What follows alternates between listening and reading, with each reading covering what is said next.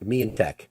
Yeah. Anyway, welcome, guys. Want to introduce Felice. You guys know this is our thing. I'm having some tech issues also with TikTok. I can't change any of the live layouts currently. So normally I'd like to have a side by side with Felice, but we can't do that today until I figure that out. But just a couple of announcements before we kind of get too deep into our conversation this morning, because it's going to be an interesting one for sure.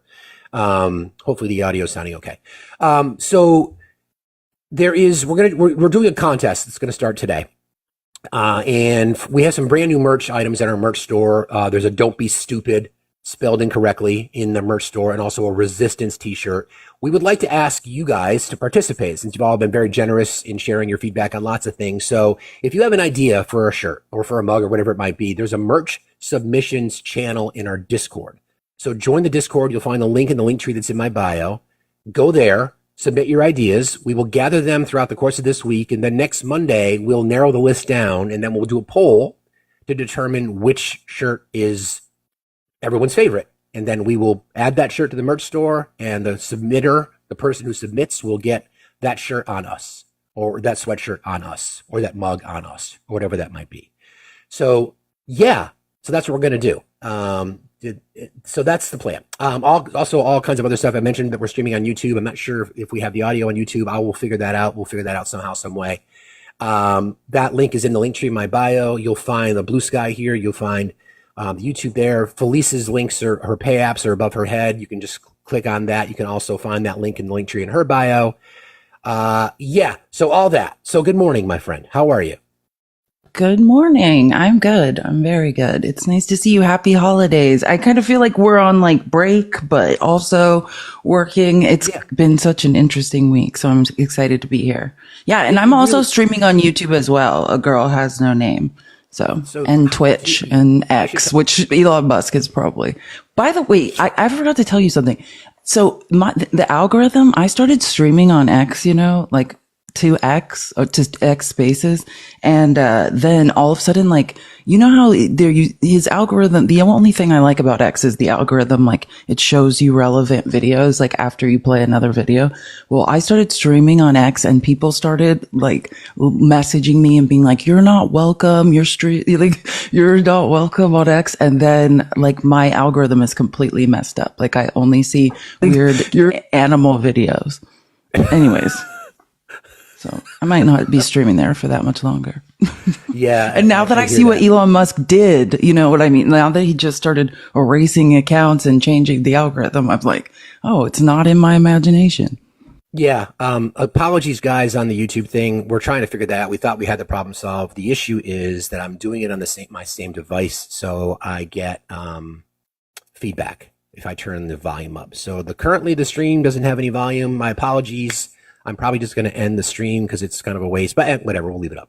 Anyway, I wanted to, before we get into our topic today, because there's a lot, and what Felice and I are going to do, we're going to go through the timeline of how we've arrived at this particular place. And the really strange part is that this is part of the distraction that we discuss all the time as to what people are doing, what they're telling you they're going to do, and what they're actually doing. So yeah. So T, yeah, good idea, T. That would be great if you guys wouldn't mind doing that. We can get Felice's YouTube and we'll stream that up. Anyway, apologies, guys, for that.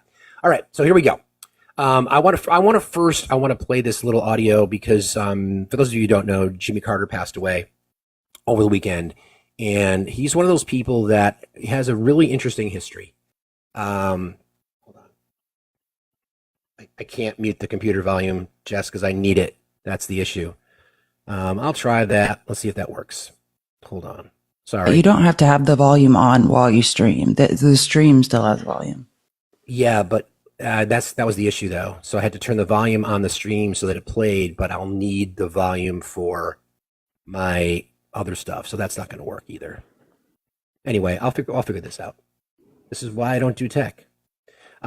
Jimmy Carter has a very interesting history. He's one of those people that accomplished so much more post-presidency than he did during his presidency. And I found this little tribute to him that NPR did, and I thought I would play it because I think it was just just very poignant and fitting. Carter in Washington. No.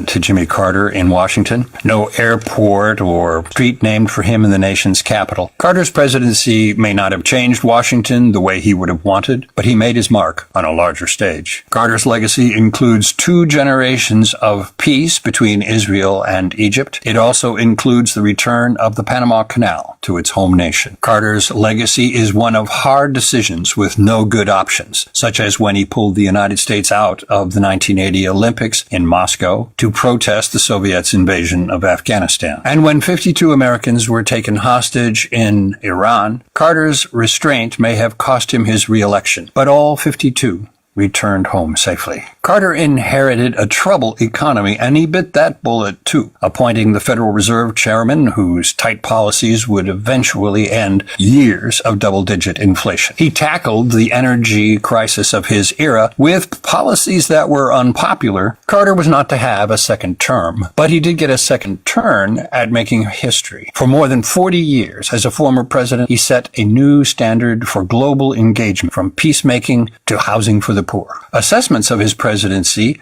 by historians and public opinion polls have risen steadily through several decades. He won the United Nations Humanitarian Award and the Nobel Peace Prize, and to Carter, those would have meant more than monuments. So, again, Jimmy Carter, 100 years of age. What a life lived. I had the pleasure of meeting him about 20 years ago. I think it was about 20 years ago. I've done a lot of work for Habitat for Humanity. Of course, that's been one of his big pet post-presidency pet projects. And there was a gathering of New England area representatives who were doing Habitat for Humanity projects, and it was in Boston, and I had the chance to meet him. And it was just a very surreal moment. Like, I'm meeting a former president, and yet he's just this sort of soft-spoken, just genuine human being, and a lot of reverence paid. And I think this is just interesting on this particular point, is that the flags will be flown at half-mast in DC. Everybody, please keep tapping. So I want people to follow this line of thought here. So the United States flag is flown at half-staff to mark a period of mourning for national remembrance. Usually when a government official, military member, first responder, or other notable person dies, national tragedy, after a national tragedy, or to honor the nation's battle heroes on Memorial Day and or Veterans Day. The president, a state governor, or the mayor of the District of Columbia can order flags to fly at half-staff. The length of time the flag is flown at half-staff depends on the type of death. So again, this is something that's already been ordered by President Biden. Member of Congress, the day of death and the following day. Associate Justice of the Supreme Court, Secretary of an Executive or Military Department, former Vice President, or Governor of a state, territory, or possession, day of passing until the internment. Vice President, Chief Justice of the U.S. Supreme Court, or Speaker of the House of Representatives gets 10 days, and the president or former president gets 30 days, which means the flags will be flown at half-staff on Inauguration Day. So, Jimmy Carter, the gift that keeps on giving. I think that's kind of appropriate. Felice? I was thinking Nemo's probably crying. You know, Nemo's obsessed with Jimmy Carter. I love Jimmy Carter. You know, Trump likes to say the no new wars thing, but that's pretty much the only person that could probably truly claim something like that is Jimmy Carter. He was truly a pacifist who was, you know, de-escalating and actually taking the American military like out of forward military positions. I love Jimmy Carter. Ron Filipkowski, you know, he's like one of the editor-in-chiefs of Midas Touch. He was talking about, he was a federal prosecutor in the district where Jimmy's hometown was, you know, in like 2001. And he said, just like what you're saying, like he met him, and like Jimmy Carter would talk to everyone, called him Mr. Jimmy. And like, he would just, everyone on the street knew, you know, everyone from like the janitor to, you know, his coworker. He spoke to everyone and was kind to everyone. I've not heard a bad word about him. Also, me neither. Yeah. Kind of random. Cause like, I will never be married, but his relationship with his wife was also very beautiful. You know, like it gives you hope that like, that like real love and like real relationships exist. Yeah, I agree. I mean, and you're right. And I didn't realize this, that he's he lived longer post-presidency than any president in our nation's history, which makes sense if you think about it, right? So, And he served remember 50 Trump years just a ago. couple weeks ago, like griping because Jimmy Carter wasn't coming to his inauguration. And it's like, he's But 100. he is, with the flags being flown at half staff. Exactly. I think that's just great. Okay. So we have a lot to kind of cover off on, but anyways, RIP, former President Carter. We have a lot to talk about this. So in case you guys have not been following, the reason we're asking this prompt today, and the box is open for everyone who has an opinion on this. I really, really want to hear from Trump supporters or people who maybe aren't necessarily Harris and or Biden voters, but your just opinion on what we're seeing, because this leads up to the fact that we are going to have, what was the number last time, Felice? How many votes did it take for Mike Johnson? It was like 16, 15 or 16, something like that, right? When he got the job as speaker, it was a big. Oh no, that's Kevin McCarthy. Kevin McCarthy. That's Kevin true. McCarthy Well, was 15 right, rounds. Yeah. Mike Johnson got it easier. I think like 4 or 5 maybe. That's right. But I was thinking in the last Congress, in this current Congress, yeah. So it was crazy, right? Remember Jim Jordan's name came up at one point. So it was. It's going to come up again. He wants, I know it guarantee is. you, he wants it again. It's, Everybody, Yeah. please keep tapping and sharing. Please make sure we're gifting Felice. Her pay apps are in her bio. My pay apps are in my bio. So I was going to say, tap the screen, guys. Let's get to 50K really quick. Let's see if we can get some opposition, some MAGA in here to have a friendly conversation. It'd be nice to hear their opinions about this. So, and push the copy link button or share the live from people with as many that are- Republicans as you can.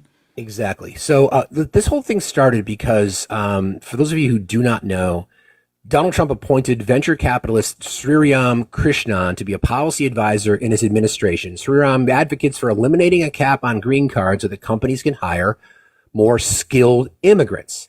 His appointment angered many in the MAGA movement who want stricter immigration laws and more jobs to be given to Americans. So that triggered a lot of people on the America First side of the MAGA of the Civil War. Okay. Laura Loomer, who's never been shy about her, bending the knee to Donald Trump.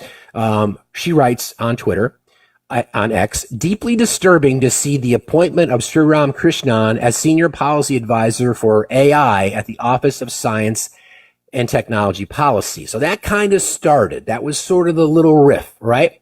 So then Trump appointed Vivek, tweeted in support of foreign workers, essentially saying that Americans are too dumb and lazy to compete for tech jobs and that American culture venerates mediocrity. His quote, here's the tweet. Our American culture has venerated mediocrity over excellence for way too long, at least since the 90s and likely longer. That doesn't start in college, it starts young. A culture that celebrates the prom queen over the math Olympiad champ or the jock over the valedictorian will not produce the best engineers. A culture that venerates Corey from Boy Meets World or Zach and Slater over Screech in Saved by the Bell or Stefan over Steve Urkel in Family Matters will not produce the best engineers. So the die has been cast by Vivek, literally just dissing on the MAGA loyalists, the America First folks who got Trump elected, right? It continues. This made made white MAGA supporters very, very angry. One comment on Twitter was from Tech Worker USA, the quote, "You're being replaced in your own country because your culture is inferior to India's." That was something that Vivek said. Juliana responds, "Bad take. This is racism, pure and simple." The Columbia Bugle responds, "Cool story, Vivek. Now back in the locker." It's getting heated. And then Armand Domaluski, who's been verified on Twitter, responds, "Vivek talked." This is crazy. Vivek talked to white people the way white people talk to black people, and they fucking did not like it. That is, for me, of all the things that I saw, that was the one that really hit. Well, I mean, it's so true. Well, first of all, I don't think they understand a lot. No offense to MAGA, but if you say H-1B visas, I have talked about this for so long. I don't think they understood what was going on. But once he started shitting on Boy Meets World, they were like, "What? Exactly. Oh wait, hold on. Are you talking about Saved by the Bell?" Now I'm pissed. You know what I Exactly. mean? These are like salt of the earth Americans. And Vivek is saying, hey, American culture produces mediocrity. And like what they didn't fully understand, but then he started throwing in those cultural references. And then they're like, oh, hell no, not Corey from Boy Meets World. That's right. That's right. I mean, and you know full well about the tech industry dominated by people from India. I mean, Yeah, I would just want to say, because again, I do come from the tech industry. I don't have the pleasure of having the power of an engineer, right? Like I just bring the money that pays for the engineers. But I will say this, there are brilliant American engineers. And what you need, and so the argument that there's just not enough talent in America, that is truly not the case. What it is an American engineer coming out of college. The recruitment process, I mean, they will give these people cars. They will say, you can have anything you want. I don't know if you're aware of what 80-20 time is in the tech industry, but engineers are so highly sought after coming out of college that they will just be like, hey, if you will just agree to work 80% of the time on the stuff we need you to work on, the other 20% of the time, you can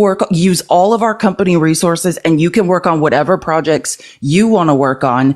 And we might even fund them if they're good enough, like that, because American engineers have all the bargaining power, right? These are people coming out making high six figures, and they can't keep them if they don't like it. Like you can't get engineers to stay in their desks. A lot of them are antisocial. It's hard to retain them. American engineers can just leave the company at any time they want. They have all the power. And that's why they love the H-1B visas. Elon was known for this when I was in the tech industry, because they're indentured servants. The visa does not transfer. You can't leave the company that brings you to America.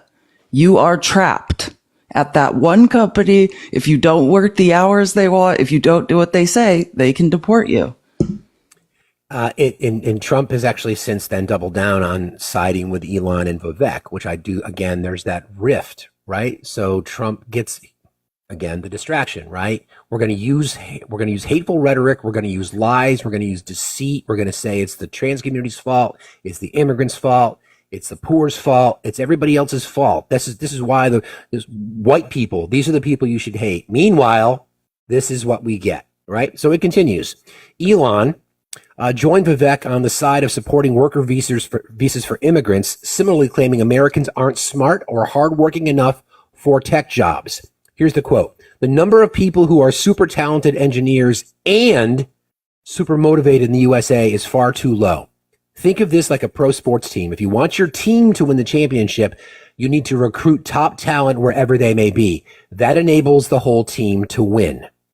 These billionaires are claiming this is a quote from somebody responding to that. These billionaires are claiming they support immigrant workers purely for merit-based reasons. The reality is foreign workers are easier to exploit. They lose their H-1B visas if they're laid off, meaning they're more likely to accept lower wages and worse working conditions. That is not true. That is absolutely not true.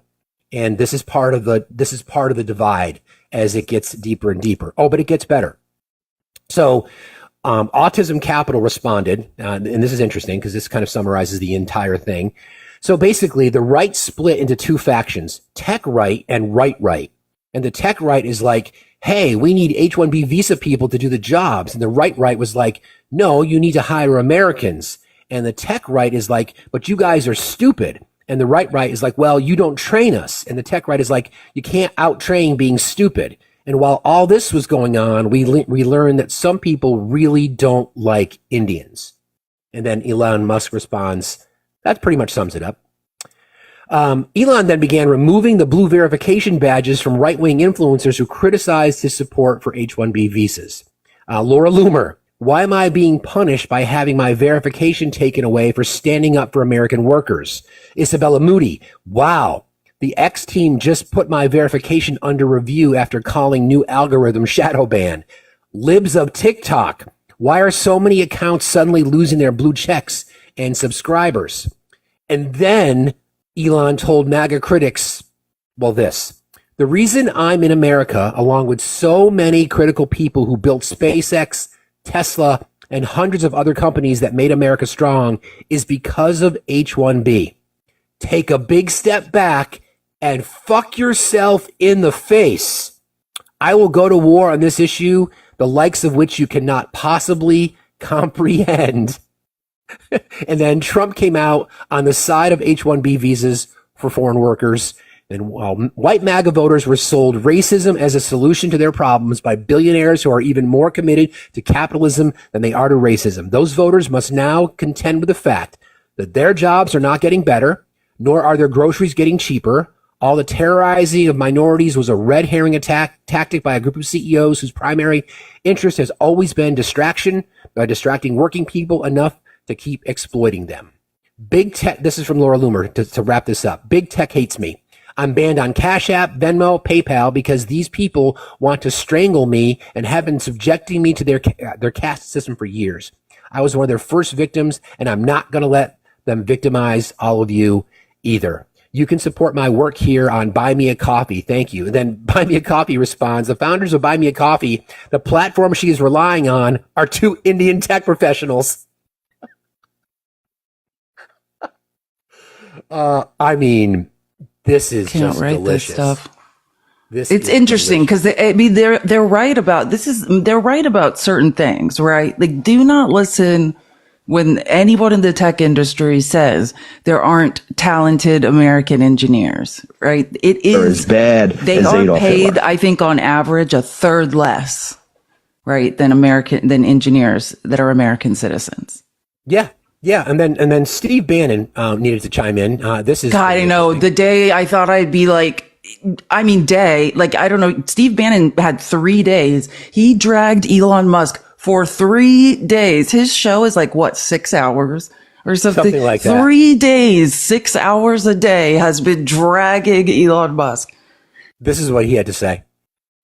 Capitalism and Elon Musk. And by the way, when we cut him off, he went begging the CCP, and that's why they have the joint venture in Shanghai, the Tesla, which is 100% of his value, right? This guy lives on government contracts and taxpayer subsidies. Okay, it's all. We're going to get Joe Allen in here for a second to transform it. Elon Musk, once again, brother, I'm smart enough to tell you no to your face, and I'm evil enough to be able to expose you as a running dog for the greatest enemy this nation's ever had. You're a war profiteer. You're sleeping with the enemy, brother, and you've been doing it because you're not an American nationalist. You're not even an American. All you are is a globalist, okay? A globalist. And you will go where anybody writes you a check, and you would take it from Adolf Hitler himself, because you're taking it from people that are as bad as Adolf Hitler. The murderous regime of the... Anyway, you get the idea. Well, and he said that in 2023. Like, just to be clear. Yeah, Steve Bannon said that in March of 2023. I used to listen to his show every day. Yeah, that's from a long time. Like, Steve Bannon has been calling. That's how you can see the divide. There's the Steve Bannons and the OG MAGAs, like the America Firsts, right? They've hated Elon Musk forever. Forever. Yeah. And, again, if this is a war, we need to anticipate that those with the most money will win, because they always do in this case, right? So this is a little data that I pulled, and I think this is really disturbing. So as of April 2024, so April of this year, there are 2,781 billionaires in the world, which is a record high, okay? 141 more than 2023 and 26 more than the previous record set in 2021. Combined wealth, you might want to sit down for this, $14.2 trillion, which is $2 trillion more than 2023 and $1.1 trillion more than the previous record. The top 20 billionaires added $700 billion in wealth since early 2023. The U.S. has 813 of the 2781, so roughly 30%, the most in the world, followed by China with 473. The world's top 1% of earners own more wealth than 95% of humanity, according to the Oxfam report. 5 richest people in America, Jeff Bezos, Mark Zuckerberg, Elon Musk, Larry Ellison, and Warren Buffett, will surpass $1 trillion in combined wealth in early 2025. And tell us again, it's immigrants. and tell us again it's the LGBTQI community?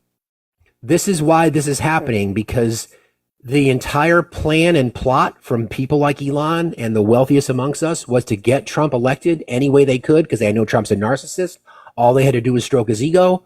All they had to do is come up with some hate-filled rhetoric towards people. And now they're in charge. And this is what's going to happen. And this is what we're seeing. Those numbers are staggering.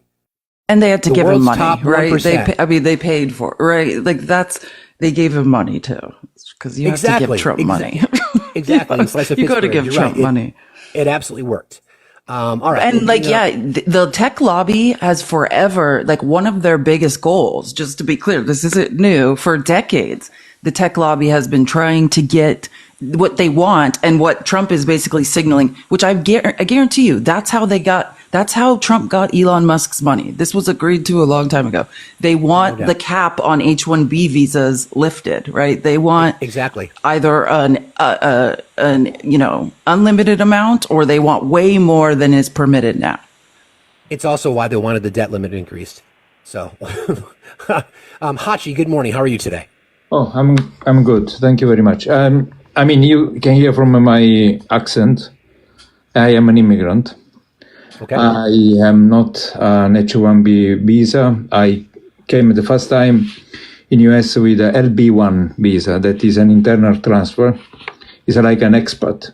I moved from Italy. My company moved me from Italy to US, and I can explain also how it works. But the reason why I am here is because I want to explain two points that actually are coming out from this civil war, as you want to call it.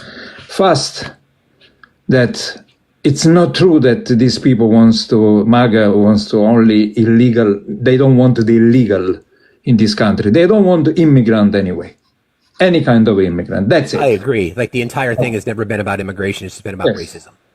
Second, you didn't mention, but Trump also said that he likes H-1B visa because he hiring H-1B visa. I think he doesn't know what does it mean, H-1B visa. Oh, he has no idea. Yeah, he's confused. Trump, just to be clear, that's the irony. Like, Elon Musk is online correctly saying, H-1Bs, these are the top one. These are very intelligent people. That's why I'm bringing you here. And Trump is like, oh yeah, I've got a bunch of them cutting my grass. He's confused with H-2B visas. Yeah. That's what it is.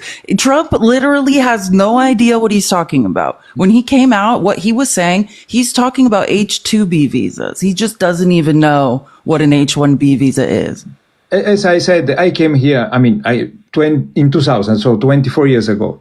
So I came because my company, transferred me for, actually, they said 6 months, and then I was here for 1.5 years. But anyway, so the story is that even for an LB1 visa, that is an internal transfer. So you just say to a guy that, he has some specific skill and you want that he can go to do some work in another country. And it took a lot of document. You have to demonstrate that you cannot find a person that has exactly those skills in US. And this is exactly the same documentation that you have to prepare for the H-1B visa. So now, what does it mean? It doesn't mean that in US you don't have people with that defined skill. It means that you cannot find the people with that defined skill because maybe they're already hired by somebody else. So the problem is not because the American people are not capable to do this job. There are not many people because this country is going to grow a lot in the technology, and they will need so many of these people. I do think there's an element, though, that we don't have that level of sophistication in our workforce, because we could just look at the I have education. a strong idea too. Well, we can look at the education level. We have, our nation reads at a 6th grade reading level. So we are deficient in STEM in particular, right? Yeah. And I think the points that are being called out are legitimate, to be honest. This country does not invest in their own people. They make college and education so expensive that is unbelievable, stupid, idiotic, and you guys accept this. This is making me angry. In Europe, I agree. My family was, we were farmer. Farmer means a very small land, and we were really poor, and I could actually get a a degree on my own, and paid by the government or the tax that my family also paid, and I could actually do what you guys we will never do. I appreciate that, Hachi. I think this is I appreciate your perspective on that, and I think it's a really good call out that we do need to be aware of the fact that we don't have, for the sophistication, like we've talked about this many times, we're no longer a rudimentary base level manufacturing society. We haven't been, and we shouldn't be. We're moving towards progress and innovation, and sophisticated manufacturing that involves the next generation of energy, the next generation of robotics, whatever that might be. And we don't have the labor force to support that. We don't have the engineers. So again, our nation was built on the back of immigrants. And for some reason, you brought up the point, and we agree that this has never been about immigration policy. This has always been about racism and preservation of whiteness. So, Hachi, thank you for jumping in today. I have another important part that I want to discuss, because this is not a part of... Sure, but briefly, though, please. So the reason why there are not only H-1B visa from India, there are from China. I work with a lot of Indian and the Chinese and the African and the European. So the problem is the Indian are more likely difficult for them to get the green card. So technically, they have to stay with H-1B visa for a long time. So they are the perfect kind of a worker that they will victim. The company will say to do. That's it. Thank you, Hachi. We appreciate you very much. You have a good day. Bye-bye. Thank you. I was going to say, you have to understand a lot of these H-1B visas comes from countries where they are paying for their educations or heavily subsidizing education. To get an engineering degree in America, you are going into debt for life. So yeah, if we want, imagine MAGA's just hey, you're taking our high skilled worker jobs, but also let's defund the Department of Education, and it's a larger issue than just that. We should be subsidizing education. If they wanted high skilled workers, this is what I'm saying. If they cared about the problem, right? Vivek saying, oh, Americans are just lazy, or we don't have people focused on STEM, then we would subsidize education in America, right? We would subsidize university like most other countries do, but they're not, because they don't want to pay American wages. Exactly. Here's a note. A daily reminder that an immigrant didn't steal your wages or take away your pension. A billionaire did. During the last 50 years, more than $50 trillion in wealth has been redistributed from the bottom 90% to the top. That's trillion with a T, by the way. Where's that other one that I wanted to Someone said in the comments, soon you'll have no platform to spew your hate. You're welcome to come up and talk to us about those strong feelings. Totally are. You're totally welcome to come on up. So then that leads kind of into what we have pending over the next week, which would be the new Congress being sworn in on January 3rd. Very, very slim majority that the majority party, the Republicans have, which I think is 2 votes. Could even be 1, depending on how things shake out with Elise Stefanik and whether or not she gets confirmed. And there's other people. Scott Perry is another name has been mentioned. So let's assume it's 220 that they have. So that leaves them. So 218 would be the split, right? Depending on how many. It's 1 more than half, depending on how many voters there are. Meaning, if it's not 435, it's 432, then half would be 216. So the margin's incredibly slim. Mike Johnson, I think it was Thomas Massey who came out yesterday and said, you do not have my vote. So we've got the Freedom Caucus, the America's First Caucus, who already threw a monkey wrench into the plans of the spending bill 34 or 38, depending on which vote it was, said no to the plans from Doge and the plans from, this big government Republican Party. So we don't know what's going to happen. I mean, we really don't know. I can tell you this from what Hakeem Jeffries has said. There's not going to be saving anybody this time. They've made their bed. This is the Republican majority. They have enough votes to secure their speaker. I think Felice pointed it out, with 15 or 16 votes for Kevin McCarthy, 4 or 5 for Mike Johnson by the time his name came around. So over 20 to 25 votes for the majority party during the last Congress to determine who's going to be the speaker. And now you've got more division, whether it be over the Doge issue, whether it be over the America First movement, H-1B. It's really crazy. So what are your thoughts on that, Felice? Do you think there's a possibility that Hakeem Jeffries could end up being the House Speaker? No, I don't think Hakeem Jeffries will end up being the House Speaker. I think that's wishful thinking. But I think that, yeah, Trump posted this yesterday, so I'm just going to read some of it. Like, Trump pretty much gave the rubber stamp on them ousting Mike Johnson yesterday. Yep. It was one of his last posts. He said and again, the reason is Trump is mad because of the debt ceiling. So think about it. Facts correctly just pointed out how small now with the Kay Granger thing. God, we need term limits for people. But what is going on? We just have people in memory care facilities that we've elected to Congress not knowing about it for like a year. That's cool. That's where we're at now. But yeah, with the small majority, right? Once Trump is in power, they are not going to be able to raise the debt ceiling without the Democrats. There's no way. They will need Democratic votes to raise the debt ceiling because look what you saw with when we had to, fund the government. There's about 20 to 24 Republicans that are never going to vote to raise the debt ceiling without significant cuts to the budget. And Trump doesn't want to do that. Trump wants to give Trump wants to give $1 trillion tax cuts to the rich and to corporations.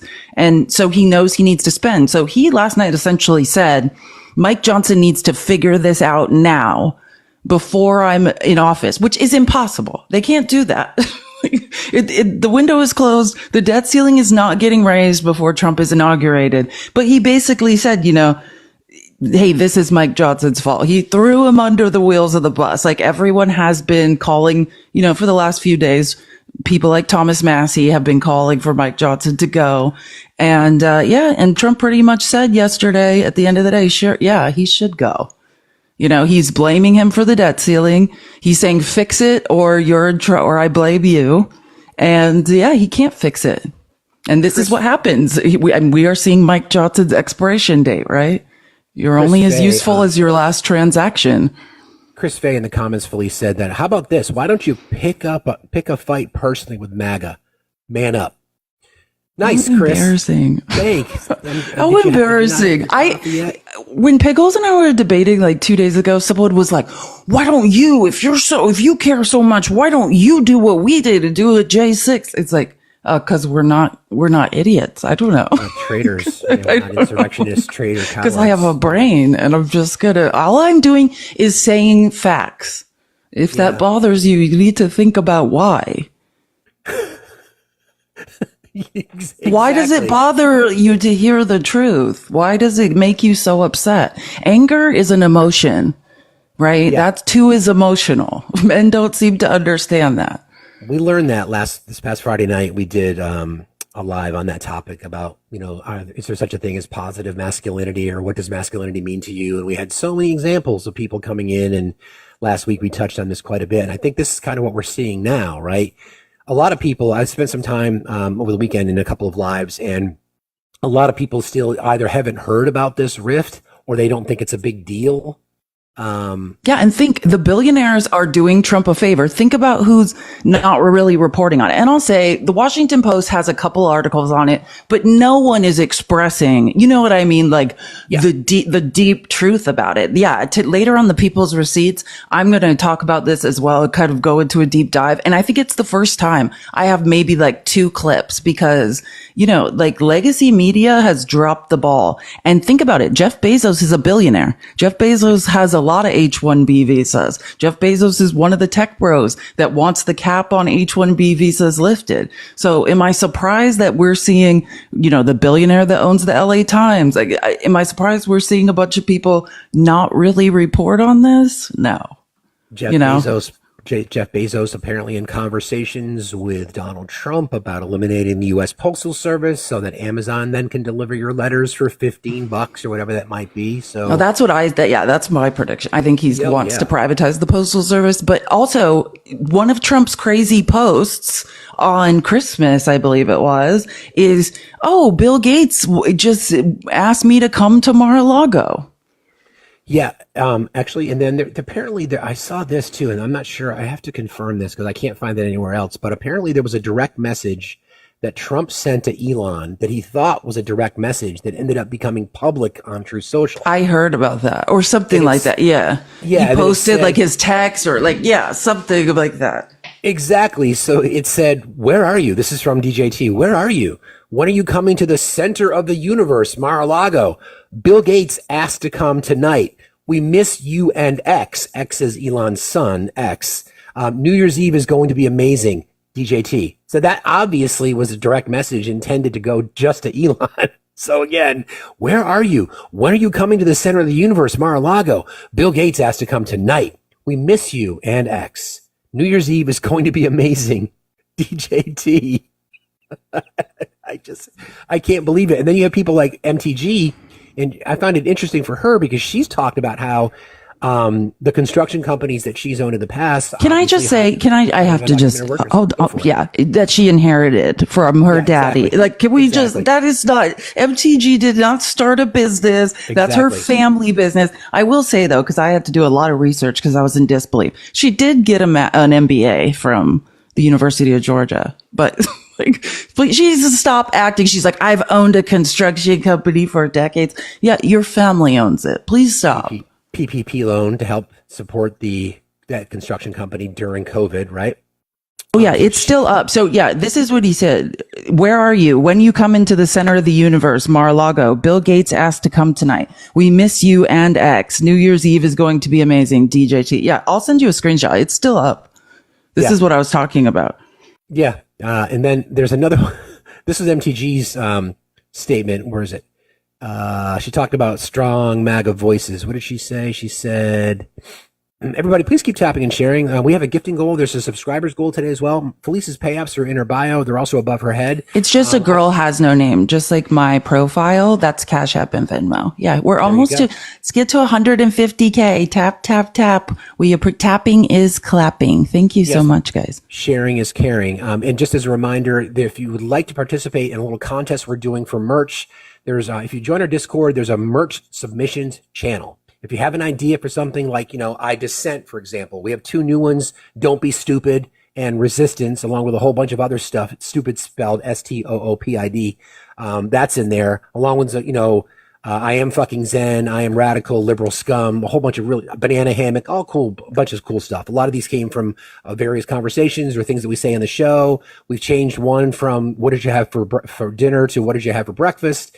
If you would like to participate, if you have an idea for a shirt, submit it through the merch submission. If we pick yours as the winner, then you get a shirt or a sweatshirt or whatever it might be on us. So there you go. And again, if you want to support the channel, please subscribe to YouTube. We are streaming again.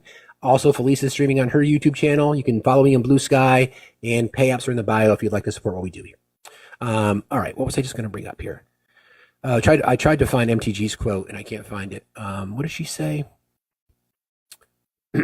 She was triggered too, and she's kind of. I have it. Yeah, I looked at. I might have a screenshot of it. I didn't put it in my presentation for today's people's receipts just because I get so sick of her. But yeah, I was reading it. It's actually kind of long. But yeah, she talks about her construction company, and then she basically says like she does agree. She agrees with like the OG MAGAs. That's right. She says, good, this is a little short snippet. She says, good gracious, I came out of Christmas bliss to see arguments about American labor versus H-1B imported labor and MAGA split over this issue. Good. That means everyone is engaged in saving this country. Here is some tough reality for some of you. There are some big MAGA voices. Okay, but there are deeper pockets. You know what really makes me mad? Oh yeah, because I found it. And this is the part that makes me mad. Let me just read some of it. Like after she goes on her little rant. Oh, sorry.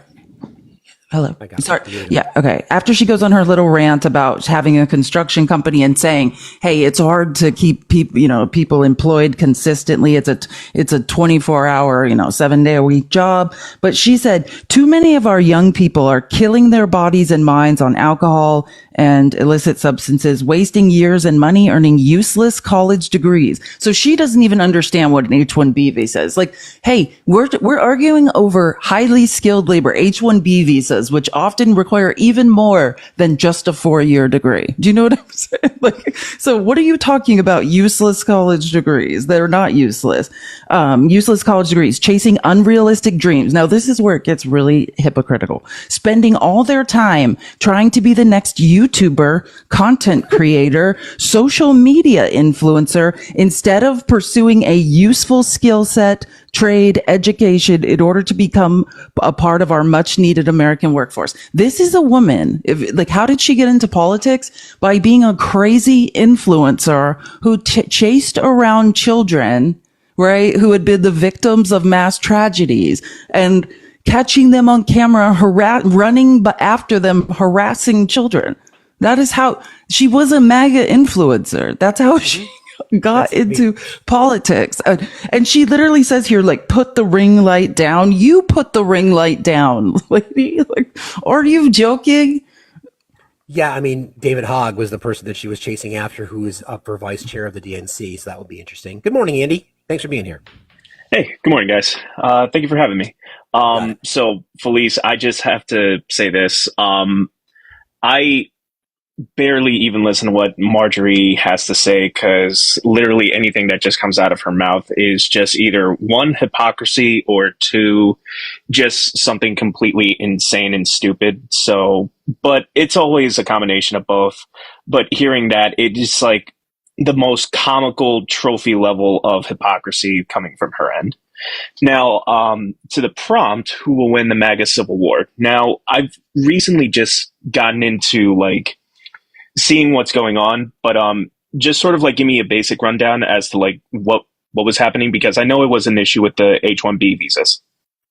Yeah, I mean that's how it started. Basically, the Doge side sort of just diminishing American workers, telling them that they're not qualified, unskilled, that they're lazy, prioritizing the prom king and queen over the math nerds, all those kinds of things. Basically saying that, the people that voted to put Trump in power are useless. They're lazy. They're not competent. They're not qualified. So we need to bring in foreign workers. We need to bring H-1B visa recipients, for example. So and then Elon Musk has doubled down on that. And then you've got the MAGA loyalists, the America First people saying, hire America First, American workers. And it's created this schism. It's getting wider and wider and wider and wider. Okay. Yeah. I mean, the way that money will win. Let's see how that goes in the long run, but I don't foresee that going well for anybody who claims himself to be a billionaire and supporting any matter of right-wing ideology. But the way that I kind of see this whole... Say that again? No. I think I just kind of worded it wrong. I feel like money is not going to win at the end of the day, but I don't know. It seemed to have gotten people far in this election, so to speak. I think money is going to win. I think money always wins with Trump. Exactly. I think that's kind of the point, Andy, that, we've got, obviously you can just see how Trump has responded. Like he's going to hitch his wagon to his billionaire friends that he knows can support him. He's never been about his voters, ever. He's always been about himself. That's what I mean about... Well, and think about the example. I was thinking about this example. Like, it's always like, it's interesting to watch all these globalist billionaires be like, wait, not my visas. Like, oh yeah, I was pretending to be on board with mass deportation, but not my visas. And it's like what Donald Trump always does for his rich friends, right? Remember when he went to the farmers and he said, oh, I'm going to make the oil and gas billionaires put ethanol in the gas so that you guys make money off gas. And then he went to his billionaire friends and said, I'll sell you guys exemptions, right?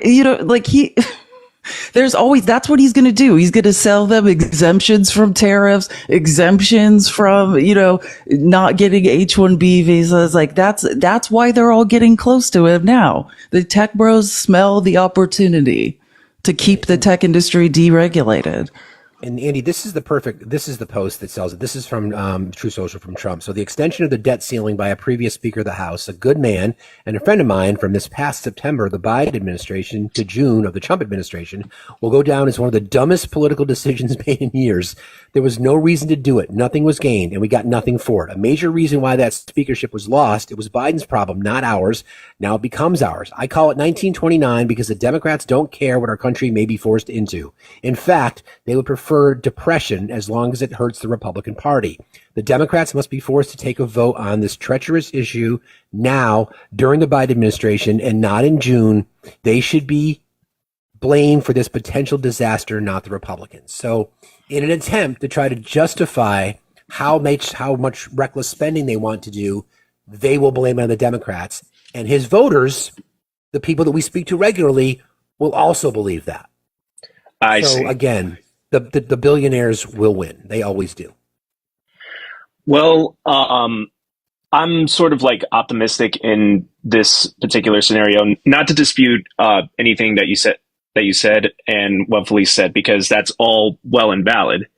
I'm probably being a little too optimistic, but I don't force what I see kind of going down in the future. And if this whole MAGA civil war continues well into the Trump administration, I see the Republican Party collapsing in on itself, and hopefully, fingers crossed, that sensible Republicans can actually come to light again, not MAGA loyalists or anything. Like, I hope that ideology just completely is unalived altogether, and that sensible working with two parties collectively is the way that politics should be and should have been for the past 10 years. And maybe billionaires will still win in a sense, but not to the extent I'm thinking that they'll win. Like, they'll eventually get away with everything. I don't see them getting away with too much if this whole entire party collapses in on itself, because one, they've enabled it, and number two, they probably won't have the resources to back out of everything that they've enabled, so to speak, if I'm making sense. I hear what you're saying, but again, I'm not sure if you heard the data that I talked about at the beginning. There are 813 billionaires, which is 1/3 the total number in the U.S. So there's 2,781 billionaires worldwide. Combined wealth, $14.2 trillion. 813 billionaires in the U.S. The world's top 1% of earners own more wealth than 95% of humanity, according to a 2024 Oxfam report. Larry Ellison, Mark Zuckerberg, Warren Buffett, Jeff Bezos, and Elon Musk will surpass $1 trillion in combined wealth within the first quarter of 2025. Do you think things will change? Okay. After hearing that, probably not. No. Yeah. I mean, they have all the resources. They have all the wealth, right? 60% of wealth in America is now inherited. Yeah. Like, and untaxed. Like, I hear what you're saying. I mean, we'd like to think cooler heads would prevail. The problem is when you have such a slim majority congressionally, it's always going to be a challenge anyway, right? I will say, I like that you're hopeful, Andy. I do think you got to be a little hopeful. Like, I get it. Like, right. If we can't have hope, and we should have hope that a large cross section of MAGA correctly identified a problem. Do you know what I'm saying? No, yeah, of course. That actually gave me hope, and loudly, yeah. So I get what you're like. It's good. We need to keep a shred of hope. Expect the worst, and you'll never be disappointed is definitely my life motto. But hey, a lot of MAGA correctly identified the problem, and also what you have to think about is what MAGA doesn't understand. They just think, this is a cult of personality, cognitive dissonance. They think that Trump is for them, and they're going to learn a hard lesson that Trump is now a billionaire, right? And a business person that does not care about individual workers. He's a union buster. And that's why poor and middle class white males built the Democratic Party, right? It was about consolidating and unionizing labor. And I think now that they have to share their, what they thought was an America first goal with a bunch of billionaires who are literally doing the opposite in real time, they'll be reminded, oh yeah, conservative policy has never been for the working people, right? The data shows that.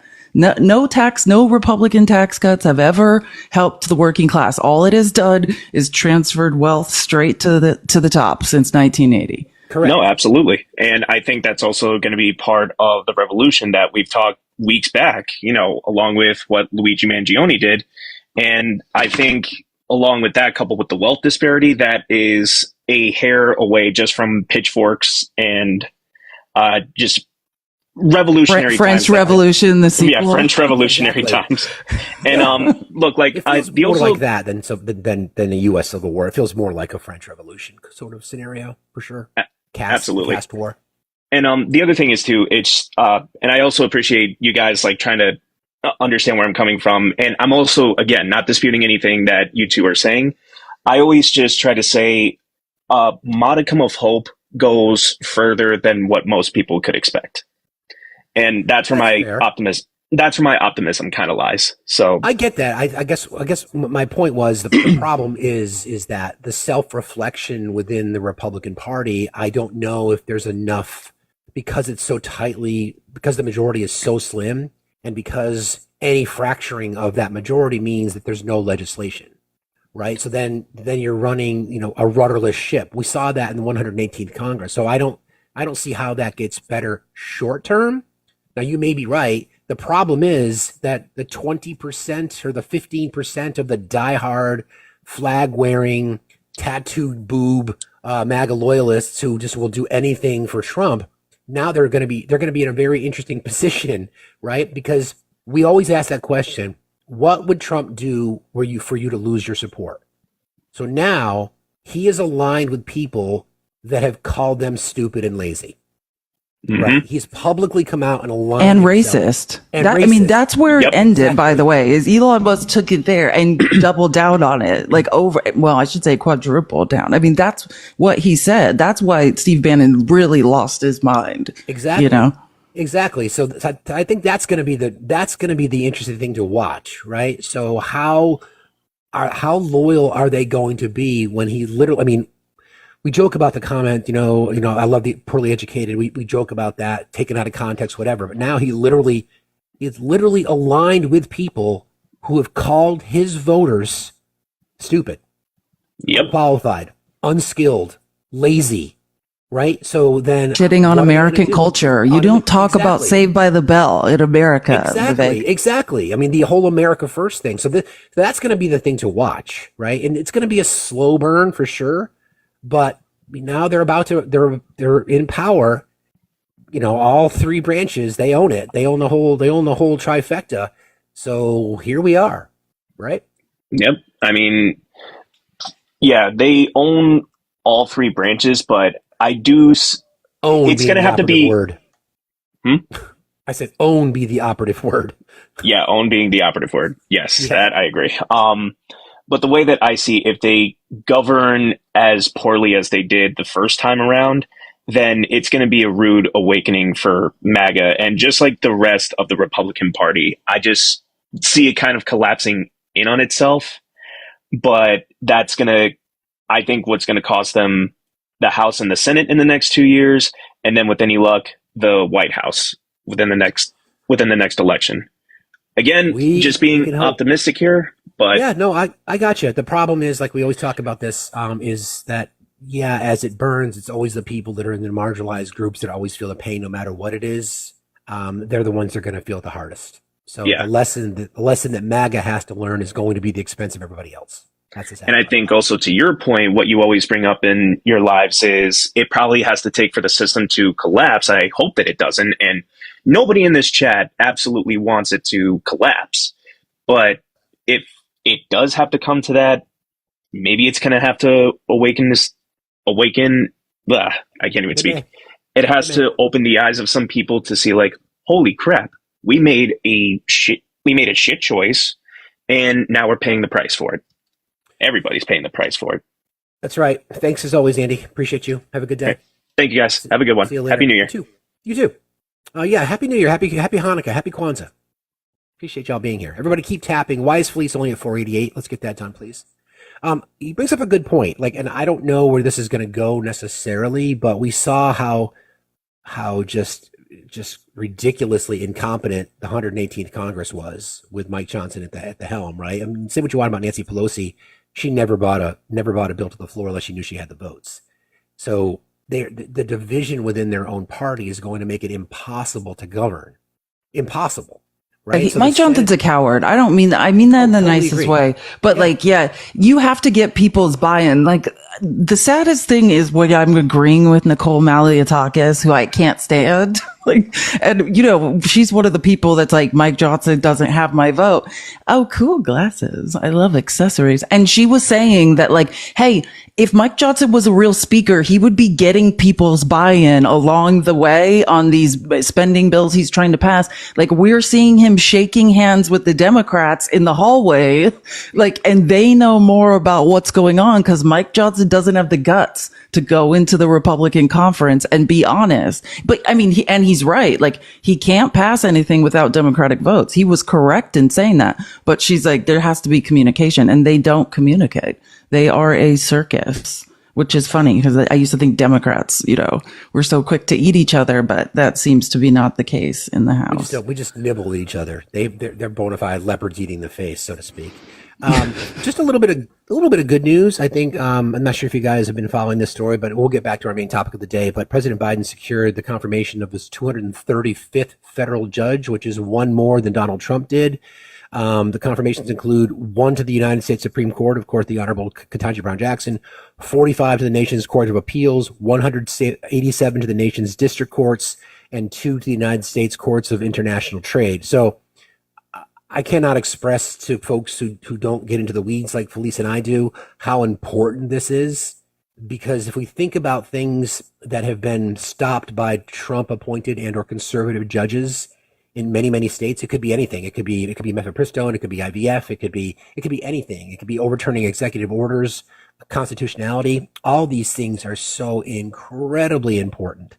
So that is good news. That is really good news. Really? Yeah, it's like 25 or somewhere between 20 and 25% of the federal judiciary, I think Biden appointed, which that tells you so did Trump. So imagine, we're just seeing a lot of judge shopping. Like, I don't know if you saw, but a federal judge in, I believe, of course, Texas. It's always Texas, right? Struck down the selling of the parts of the wall.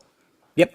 Yeah. Last week, they can't sell the pieces of the wall anymore. And Trump made this crazy post about it. Like, the point of the wall is that it's pointless, right? There's been impact studies done that show it disproportionately hurts wildlife. It hurts wildlife migrational patterns. It hurts the land, right? And also people just go under it, go over it, right? It doesn't matter what type of barrier you put up. It's not productive. But, judge shopping is an issue. It is. And what we mean by judge shopping is oftentimes they will, if there's a particular element to an executive action or executive order or whatever it might be, oftentimes the litigants, those that want the case prosecuted, will identify an area of the country where there's a sympathetic judge potentially to their cause, and they will find someone in that particular community to become the plaintiff. I mean, the Dobbs decision, that's a perfect example of what yeah, like Kazmarek in Amarillo, Texas, or somewhere around. Exactly. Yeah. And he's the only one. Yeah. That's where they send all the pro-life stuff through, because they know, and then it will go to the Fifth Circuit, which was a bunch of wackos auditioning to be, to replace Alito and Clarence Thomas. Yeah. Exactly. Good morning, tongue wrestler. How are you today? Hello, tongue wrestler. Are you there? Tongue wrestler. Going once. Going twice. That might have been a butt dial. So again, I think it's a really good thing. So that's a good win for President Biden going out the door. So our topic today again is who will win the MAGA civil war. Really would like to speak to some people on the right, because my concern is that you guys are unaware of this, because it's not really being covered in your safe spaces, so to speak. Although you do claim to spend a lot of time on X, and it's funny, I was in a live yesterday and I mentioned this. And they said, well, I talked about the division and who's going to win. And this person was obviously unaware it was happening. And I kind of set them up, I must say. They said, where did you get this from, your liberal sources? I said, well, what would be a reliable source? Like, would you consider X to be a reliable source? He's like, yeah. I said, well, that's where I got it from, X.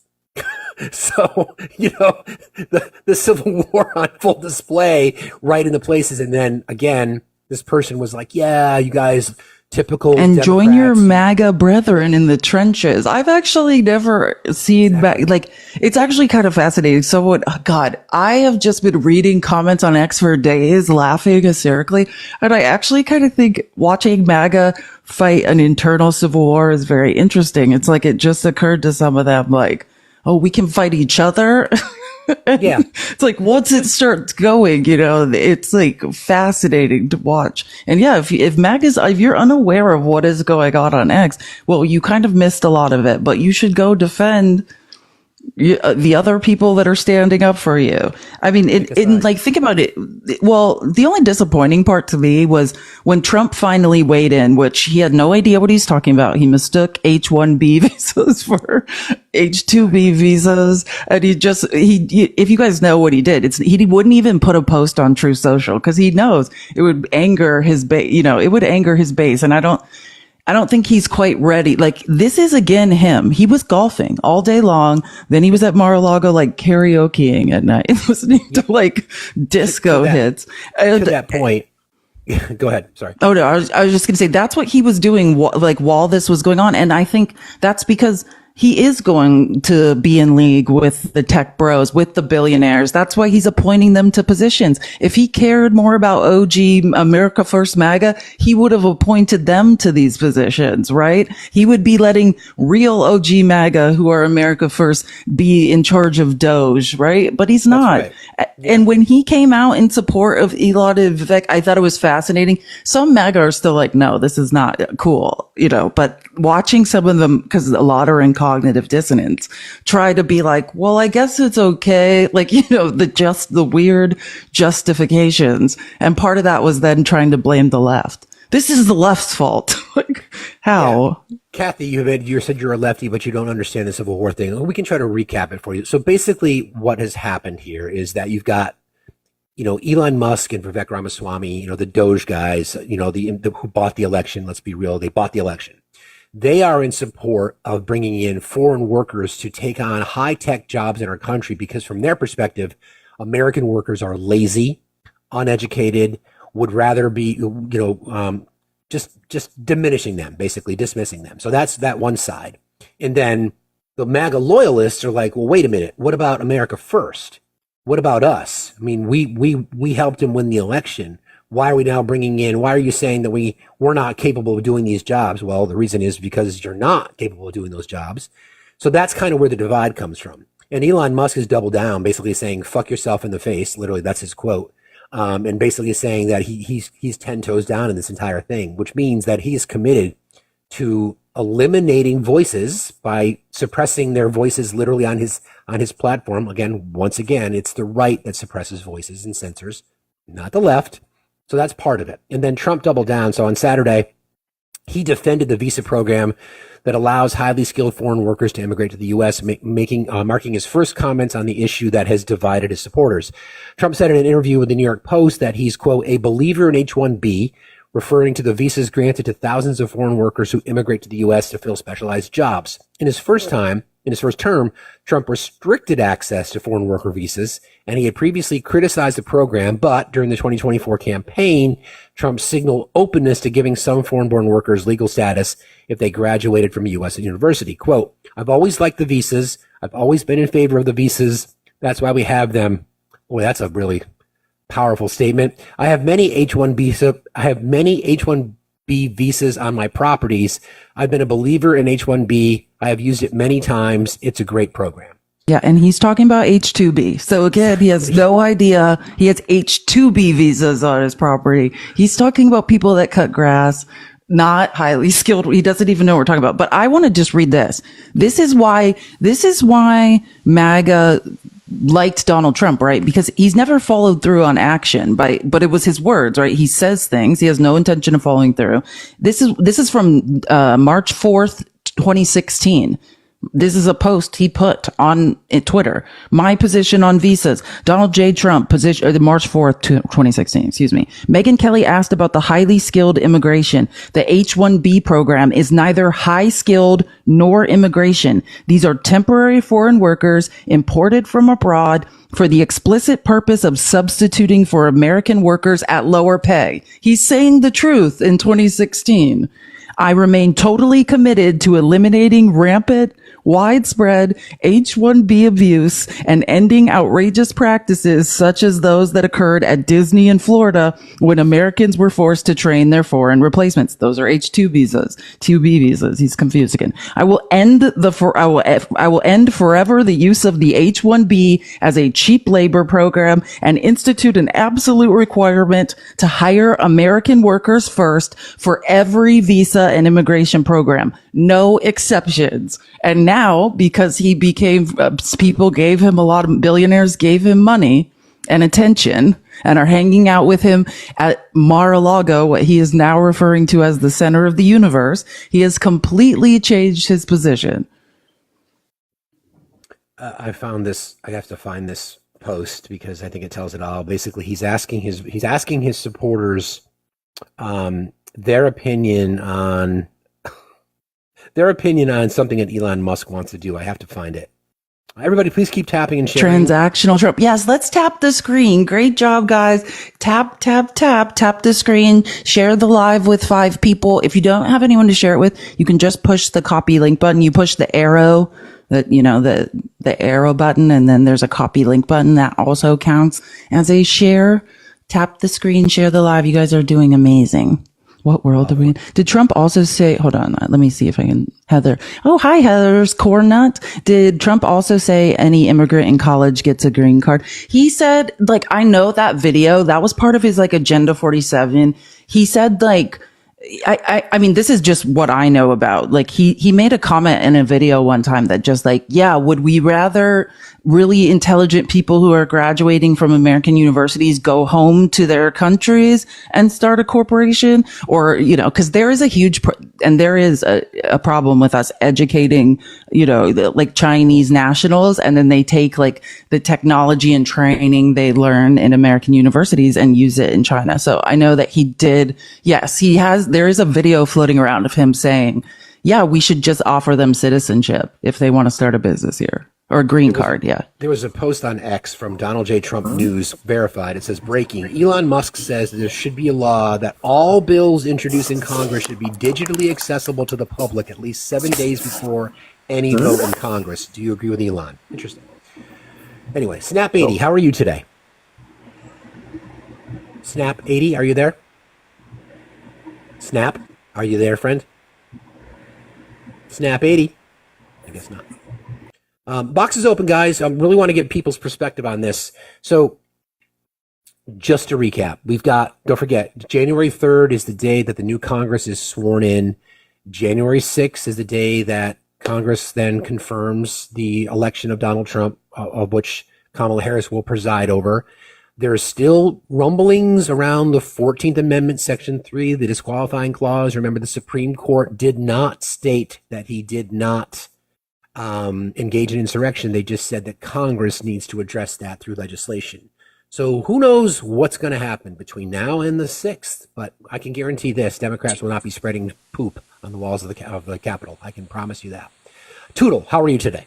Hey, good morning, guys. How are you? Fine, thank you. What's on your mind? Morning. Doing good. What's on my mind, of course, is this Civil War. It's insane. One thing it reminded me of is and I heard someone mention it, and I think it was on Blue Sky, that it reminded him of the Night of Long Knives in Germany. If you don't recall that was when I read that. Yeah, H-Man purged the brown shirts, which are the socialists, the socialist like MAGAs division of the army. Yeah, exactly. Yeah. And the brown shirts could MAGAs are not socialists, but certainly not. But they were the brute force of getting them in, and now that they've served their purpose, they can be brushed aside. So the Night of Broken Glass too. I think Crystal Nacht.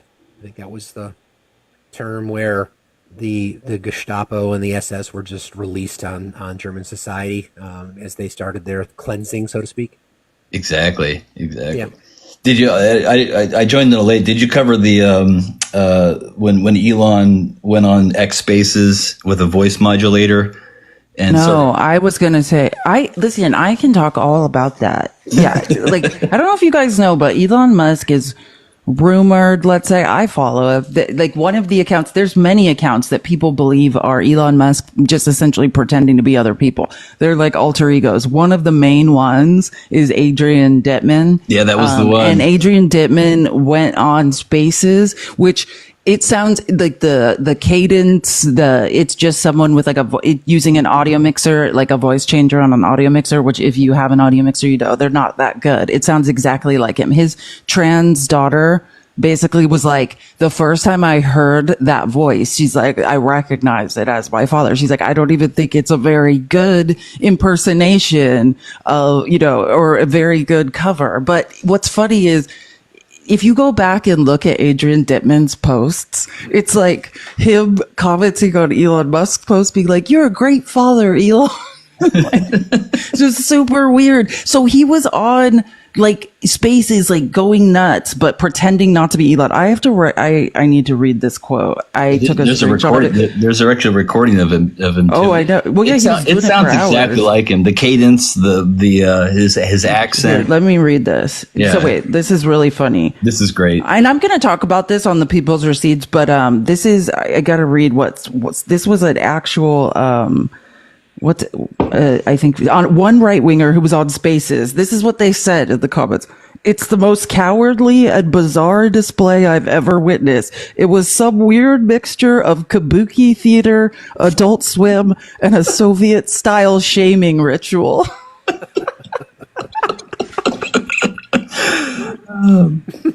It'd be even better if his name was John Barron. Remember him? John Barron? That was Trump's burner, I think. Yeah. That's right. He called into various shows to impersonating someone else, right? Yeah, totally. Yeah. Who do you these think narcissists just the battle continues. I think Bannon versus Trump is going to be hilarious. So anyway, I just wanted to come up and say that and hope you guys had a good holiday. That's a good call because it's funny. Well, this is the quote from Musk's trans daughter. Her name's Vivian Wilson.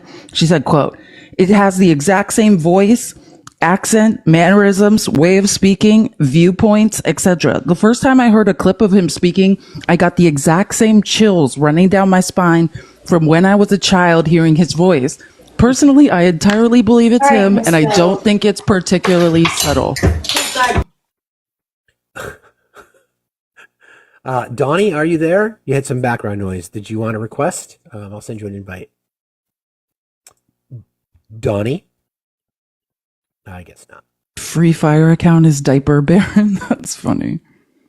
And it's another funny thing, all I've been doing is reading comments on X. Someone was like, when all this stuff is going on, you know, the fight between Elon Musk and everyone, someone's like, I really hope Barron is explaining this to Trump. Cause, you know, Trump doesn't understand the internet. Yeah, Francel, I know that those are two different nights, but I was referring to another that was known as, yes, Long Knives and 34. I'm aware, but thank you for that. I appreciate that. Kelly, how are you?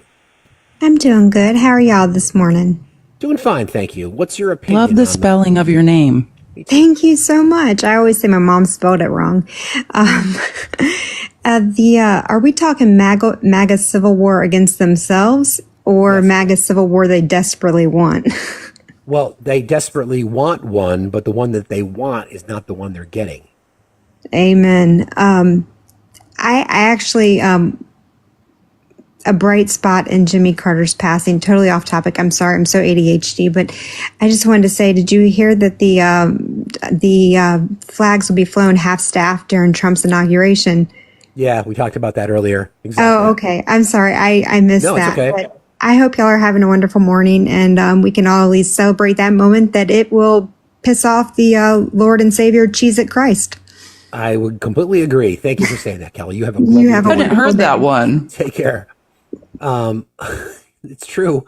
It's really true. Yeah, for those of you who don't know, 30 days for a president or former president, when they pass away, flags will be at half-staff during the Trump inauguration. You have background noise, Devil Man. Yeah, I'm driving. Try that now. You can unmute your mic. Everybody, please keep tapping and sharing. Unmute your mic. Everybody, please keep tapping and sharing. Bro, you can't do it. You got to turn off your Bluetooth. I'm sorry. It's okay. Just turn off your Bluetooth and we can have a conversation.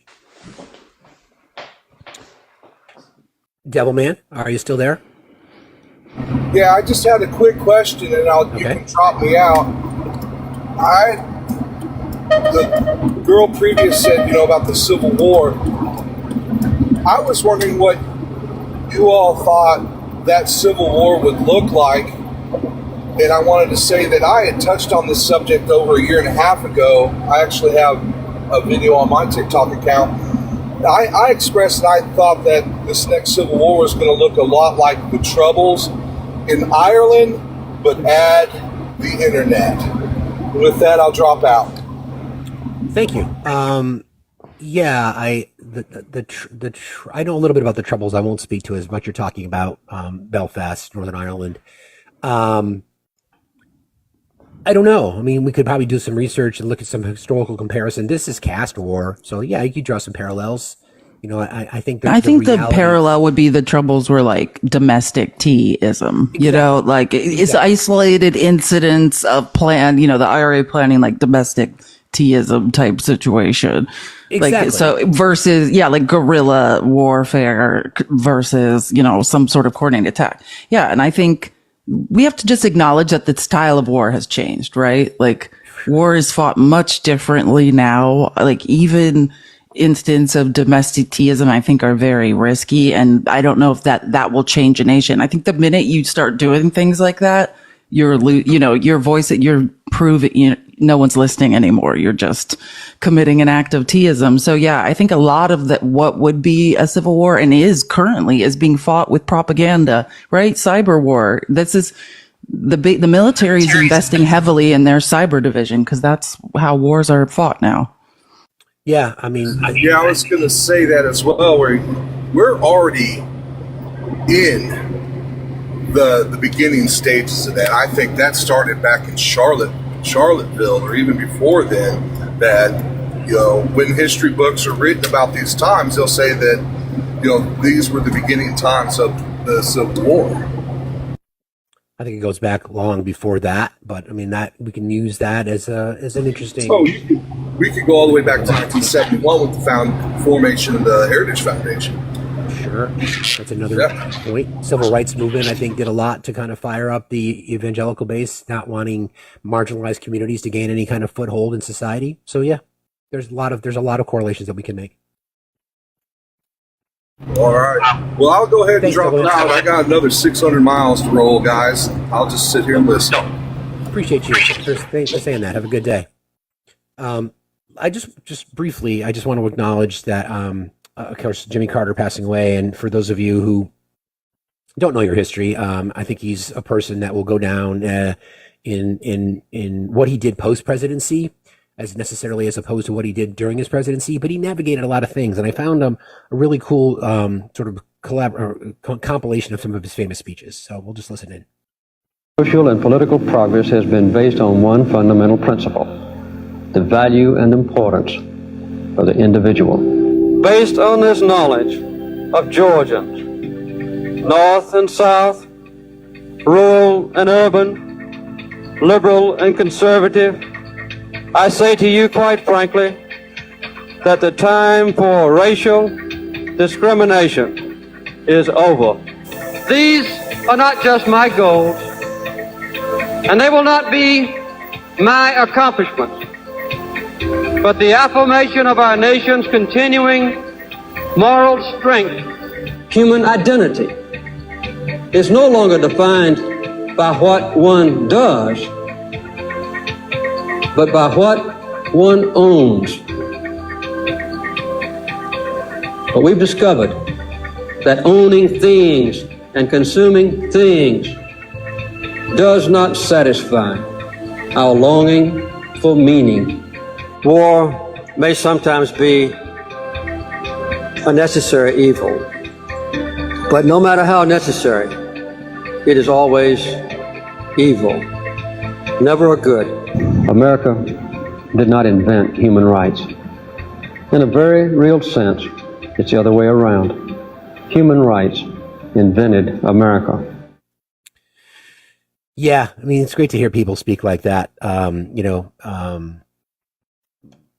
He was one of those people that when you look at the list of accomplishments of presidencies, you would probably never include him necessarily. For those people who pay attention, you would, because he, between Israel and Egypt, I mean, a peace settlement, the Camp David Accord between Menachem Begin and Anwar Sadat, right? Those things are just part of world history that made such an impact. And because he, made some decisions about pulling the U.S. Olympic team out of the Olympics because of the Russian invasion, or the hostages in Iran, all these things sort of worked against him. And he was, up against Ronald Reagan, who was supported by the evangelical right, the Heritage Foundation in particular, talking about some of the same things that Trump talks about now. So anyway, all right. Yeah, no, if I was doing a statistical analysis on Jimmy Carter, as I always am doing, and it's true, it's like the numbers don't look great, but like when you read about the impact of his presidency, and what he did dealing with an energy crisis. I mean, there were so many crazy things going on during Jimmy Carter's presidency. All right, yeah. Lucy, are you there? Lucy? Tap the screen, guys. We're almost at 250K. Great job. Tapping is clapping. I love the name Lucy. I wish my name was Lucy. You can change it. Actually, I like my name. Maybe I'll make it my last name. Hi, Ray. How are you today? Ray, are you there? Ray Day. I like it. Ray Day. I think everybody's just having the Monday morning blues and they're just tapping the screen accidentally. Or requesting accidentally. Yeah. Hi, Senior. Hi, Autrey. How you doing? Good. How are you? Happy New Year. Happy New Year too. What's on your mind, friend? Yeah, is it gonna be a civil war? I think we'll be in World War III. We're talking about the divide with MAGA, Autrey. Oh, about against MAGA. Yeah, Well, I don't really know much about that, so you can go ahead and drop me. Okay, friend. Appreciate you being here, brother. You have a good day. You too. Go ahead, Felice. What were you going to say? I was just going to say, Jimmy Carter was ahead of his time on a lot of things, like climate change, right? And like the things he did for climate change was pretty amazing, right? He had solar panels on top of the White House, like in the 70s. Like he was he was such an interesting person. He was identifying like toxic waste sites, like where corporations had been dumping and hurting people. The other thing I thought was interesting, I'm trying to find it. Oh yeah, because this is again a statistical analysis of what he did. Senior government appointments, women increased by 73%, minorities increased by 87%. Yeah, so created merit-based hiring system, reduced political appointments by 40%. He's such an interesting person. Very forward-thinking. Very forward-thinking, very progressive before being progressive was cool. Exactly, like the first progressive. And he's known, there's a famous speech that he gets panned for historically called the crisis of confidence speech. For those of you who aren't aware of that, it's one of those speeches that are, it seemed like he was giving in to the fact that the nation was struggling. It wasn't known as an inspirational speech, although he was right. People didn't have a lot of confidence in the country at that time. Energy crisis, a myriad of civil unrest. Vietnam. I mean, that we were, a carpet bombing Asia. I mean, it was Exactly. just, he came into power on the heels of something horrific, right? That's exactly right. That's exactly right. And you know how the economy is, like what Nixon did was spilling over into his nightmare. I'm going to bring up Kira's going to do some mod announcements real quick. I'll take this opportunity to take a brief break. Kira, thank you very much. I'll be right back. Good morning. Good morning, Felice. I love Morning. Mondays. I absolutely do. You guys, we have a 1.4K in here, and we're kind of coasting around the 260 mark. So I would definitely love to see us hit 350 likes in the next few minutes. Also, the shares are looking pretty good today. I'm not even going to complain. 1.1, but we can definitely always share out more. Let's get this out. My invitation to the MAGA and Trump supporters to join the request box, please, because we are definitely interested in your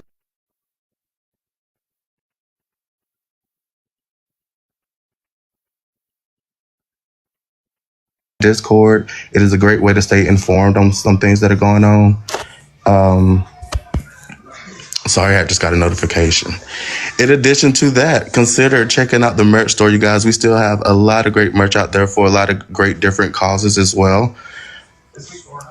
And if you don't have see anything that you think you would like, order it for somebody else so they can wear it right. There he is. And also, last thing, consider subscribing, you guys. We're so close to 450 subscribers. I think we're at like 432 or something right now. That definitely helps a lot. But as always, the A1s in the room is definitely the chat. You guys have done wonderful in the chat. I appreciate, the cooperation. It makes our job with monitoring the chat so much easier. So I want to thank y'all for that. And let's continue to get those likes and shares up, you guys. Thank you, Kira. I appreciate you very much. Happy New Year to you. Same to you. Happy New Year. Thank you. So again, everybody, the box is open. Still want to engage in this, but I think this is related. I mean, Felice and I have these sort of brain synapses where we connect a lot of different things, and I think this to me says, like we've talked about so many times, about everything's been a distraction. It's never been about what they've told you it was about. It was designed to keep you distracted. Like, look over here, the man behind the curtain. All those kinds of things, which then I'll bring up Grayfish real quick, and then we'll pivot to just a bit of a different change in topic, because I think it's related. Grayfish, how are you this morning? Good. How you doing, Steve? Doing fine, thank you. What's on your mind? I think the billionaires win the MAGA Civil War.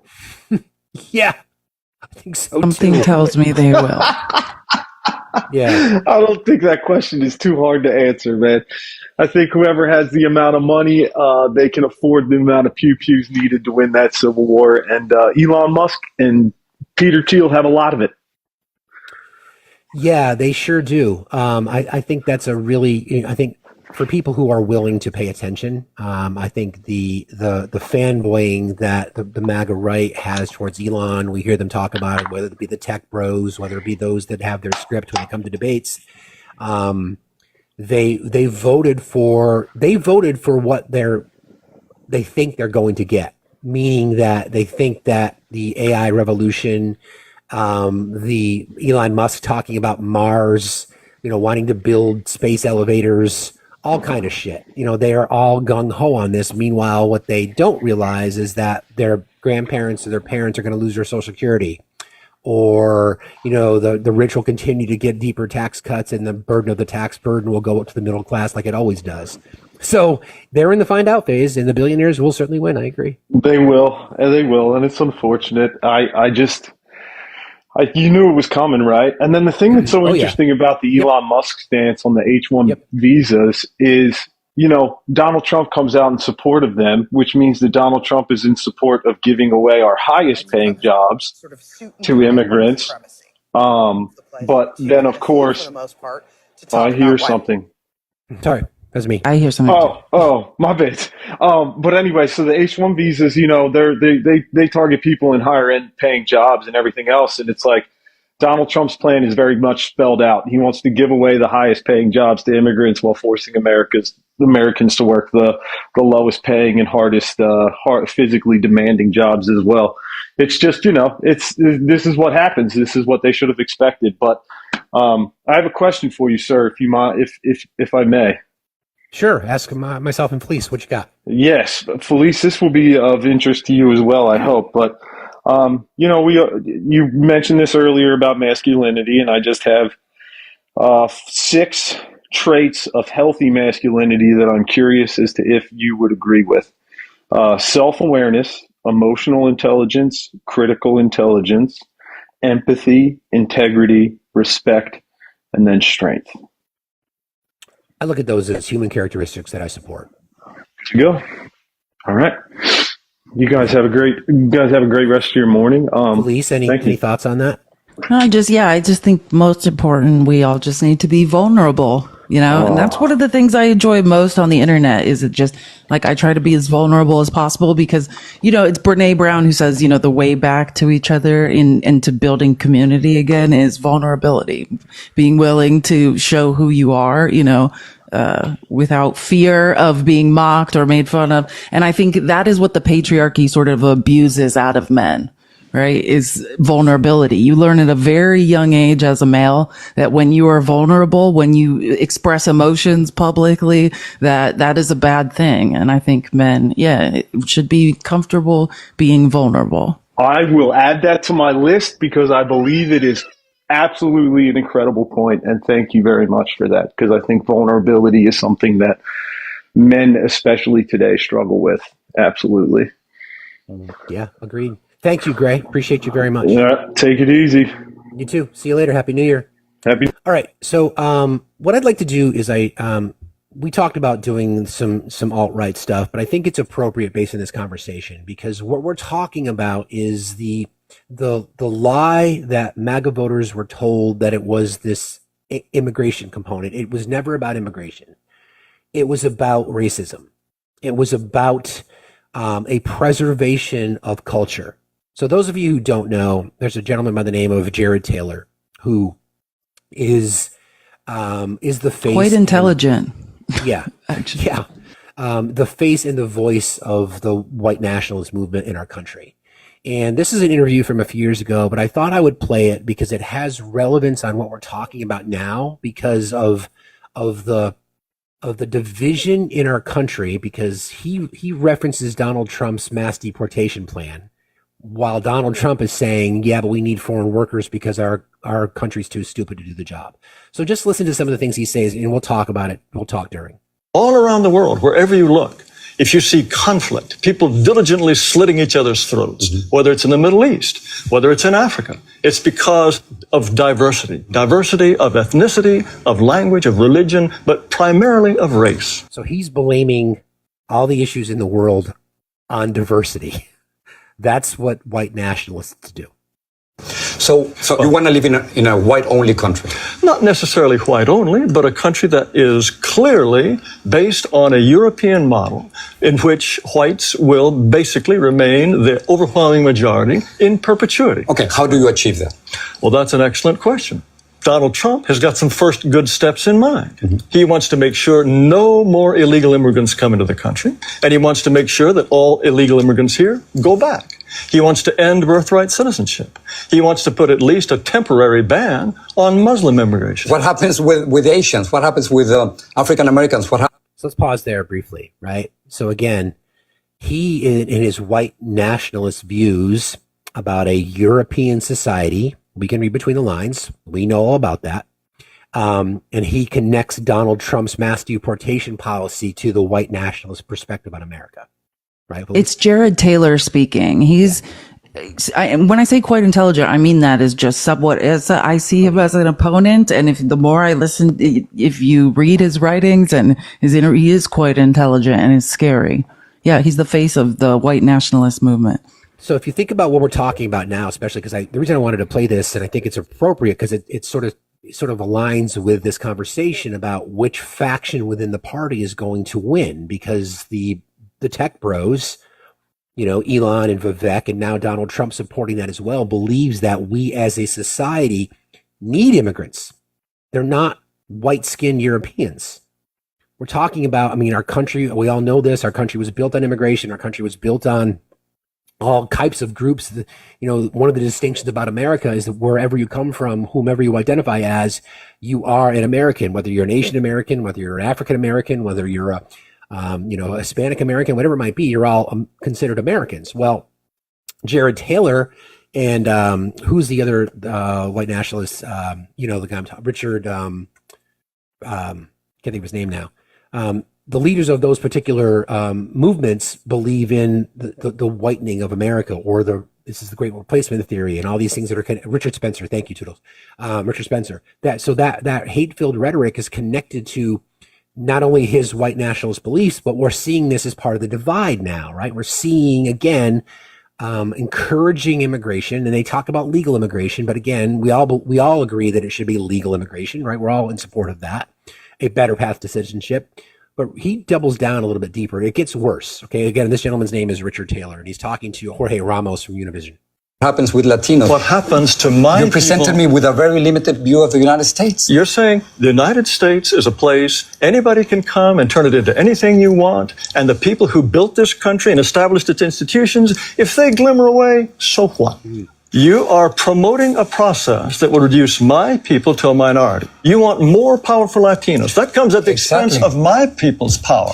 We're 17% of the population, Right. and we only have 3 senators. So therefore, we don't have the political representation that we deserve. And you want more and more and more. Of course, because we only have How 3 much? senators. How much political? At this point, 14 senators. And 50 years from now, how many would you like? Let's talk about 50 years from now. In 2044, Yes. white non-Hispanics will become a minority. Yes. Is that what you're afraid of? Mr. Ramos, it's fantastic for you, for my people to lose power and become a minority. That's fantastic for you. How does it feel for Because me? it is our country. How does it feel for me? Can I just point out, like, the delusion of what he's talking about? They're talking about Hispanics. Like, please understand how Spanish-speaking countries were colonized by Europeans, right? Like, there are white as snow Spanish speakers that come from Spanish-speaking countries. So it's like, you're saying you want a European model. Do you not understand that there's a majority, like the same thing that happened in America, a G-side of indigenous folks, happened in these countries too with the Spanish? That's what they did. Forced mass conversion. Stopped them from speaking their languages. G-sided them. That, I mean, what does he think is going on? There are Europeans in Spanish-speaking countries as well. Yeah, that gentleman's name is Jared Taylor. And there's we're going to do, initially what we wanted to talk about today was the alt-right movement in America and how it's getting deeper and deeper and more loud and loud. And we decided, just because of the MAGA Civil War, that it was really topical and important that we cover this. But there's a series, and I'll post this in our Discord. This gentleman's name is Jared Taylor, and to Felice's point, he's a very smart individual, but his beliefs are crazy. I don't know how else to describe it. Let's get a little. He hosts like conferences and things where they all meet. It's yeah. Our country. It is our country. Don't you think we both have the same rights in this country? I think that despite this nonsense in the Declaration about anybody being anyone, Excuse the me, white people, you don't think we are all created equal? No. What you want to do is change this country into. Simple question asked. You do not think that we're all created equal? No. Again, the issue with birthright citizenship and naturalization is something that's in our Constitution. You are protected under the 14th Amendment. If you're born here, you're a citizen here. Period. Well, and and just to be clear, one of the tenets of white nationalism, when you get into it, and Jared Taylor went to Yale, I just looked it up. So he is it's called scientific racism. That is, like, it is the belief that, white people are genetically superior. All right, let's go back to this again. To an entire nation in which white people will become refugees in their own land So if your vision comes through. You don't want to live alongside Mexicans. Now, why is it wrong for me not to want my neighborhood to change? Again, the question that Jorge Ramos asked him is like, so you don't want to be living alongside Mexicans? And he said, why do I have to accept my neighborhood changing? So the parallels are extremely important. Like you'll never hear, but the majority of our high visibility elected officials would never lean in on something as despicable and disturbing as that. But the underpinnings of what they say and the subtleties, the between the lines comments that they make, this is what we're talking about when we say it's never been about immigration. It's always been about racism. And like I said before, when we talked about this before, the results of the election, as we do a postmortem, one of the reasons, in my opinion, that certain groups, white women in particular, when they say voted against their best interest, I think it was voting for the preservation of their whiteness, which Jared Taylor is talking about. My neighborhood is European. If my neighborhood, they don't keep chickens in the backyard that crow at 3 a.m. What are you talking about? That's a complete stereotype. That's a complete stereotype. Yes, and stereotypes are all true. It's a racist stereotype, what you're saying. Oh, racist. Give me a break. What are you going to do with the thousands of Muslims We certainly American do. citizens who are serving in the military. I'm sure that we just couldn't possibly survive with all those Muslim Navy Rangers. Yes, I'm sure that's true. That is not right. No, I'm talking You about cannot make Muslim, fun of people who are saving our lives. They want special holidays and special food. In So if you don't like their restaurants, religion, you don't have to join them. That's fine. Well, no, they are. Wait, but I'm also, not- but you can't discriminate against them simply because you. Of course, anyone should have the right to discriminate against anyone he wishes. Anyone should have a right to discriminate against anyone he wishes. See, I don't mean to laugh. I laugh. Like Felice always says, I laugh so I don't cry about it. But this is where we've come. The rise of the alt-right in America, and this is all related to this topic. The rise of the alt-right in America has been a slow burn. And then there's been examples where it's accelerated a little bit. Now we see these hate groups that have been tracked by the Southern Poverty Law Council for a very long time, and other groups, the ADL, the Anti-Defamation League, and they're so overt and out loud about it now because they've empowered and elected people who support that ideology. And, again, the right likes to accuse the left of using race and using this hateful rhetoric as narratives, as talking points. The sad part is that this is the reality of people in our country who are achieving power.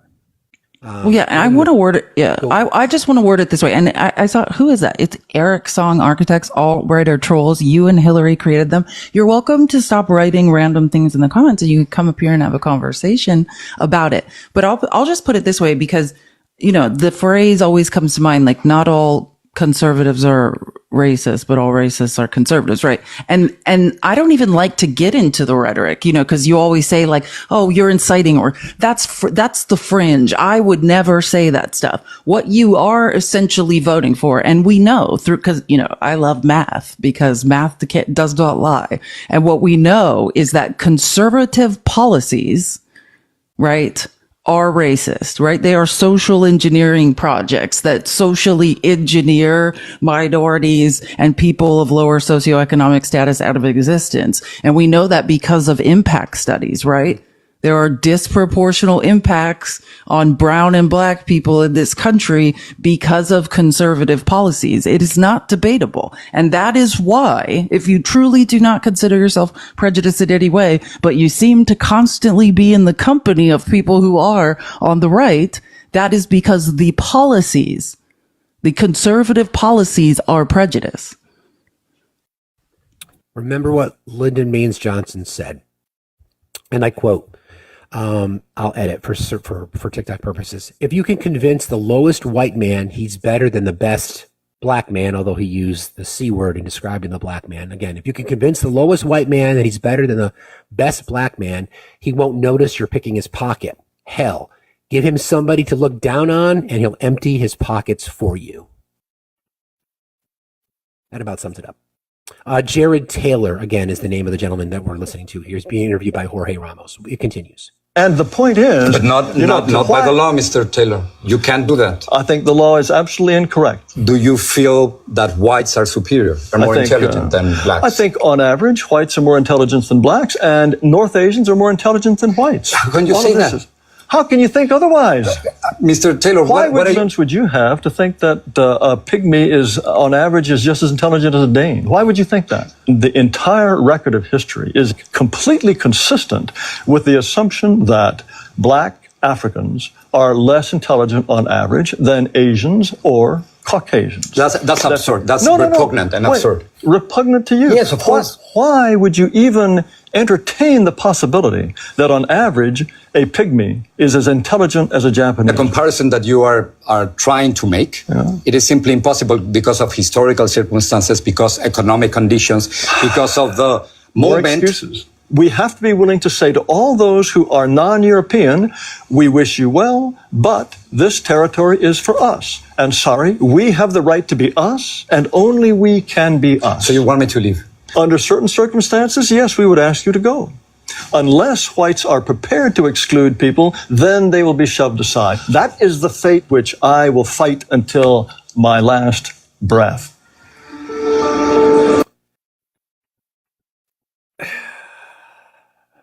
Pretty disturbing. It's the I'm sure how to put it. It's just the overt outward representation of his hateful rhetoric. I mean, just the subtle questions that are asked there. You would prefer that we leave? Yeah, I'd say thank you very much, good luck, but please get the fuck out. Yeah, and I think he had another interview more recently with David Chang, who's like a famous chef. And what Jared Taylor says, David Chang's like, well, why are you voting for Trump kind of? And he basically says his America First policies are in line with what white nationalists want to see. And that's what you need to know, that conservative policies, and we know through data impact studies, do disproportionately affect brown and black people in a negative way. And so you can sit there and say all you want. Oh, there's no hate in my heart or whatever it is you're telling yourself, but you are voting for it. You're voting for the disenfranchising, the social engineering, the out of existence of brown and black people. Which is part of this divide. Biggie, thank you for joining this morning. What's on your mind? Biggie Tall Small, are you there? What is going on? Oh, hey, sorry, man. Accidentally popped up. Did you not want to?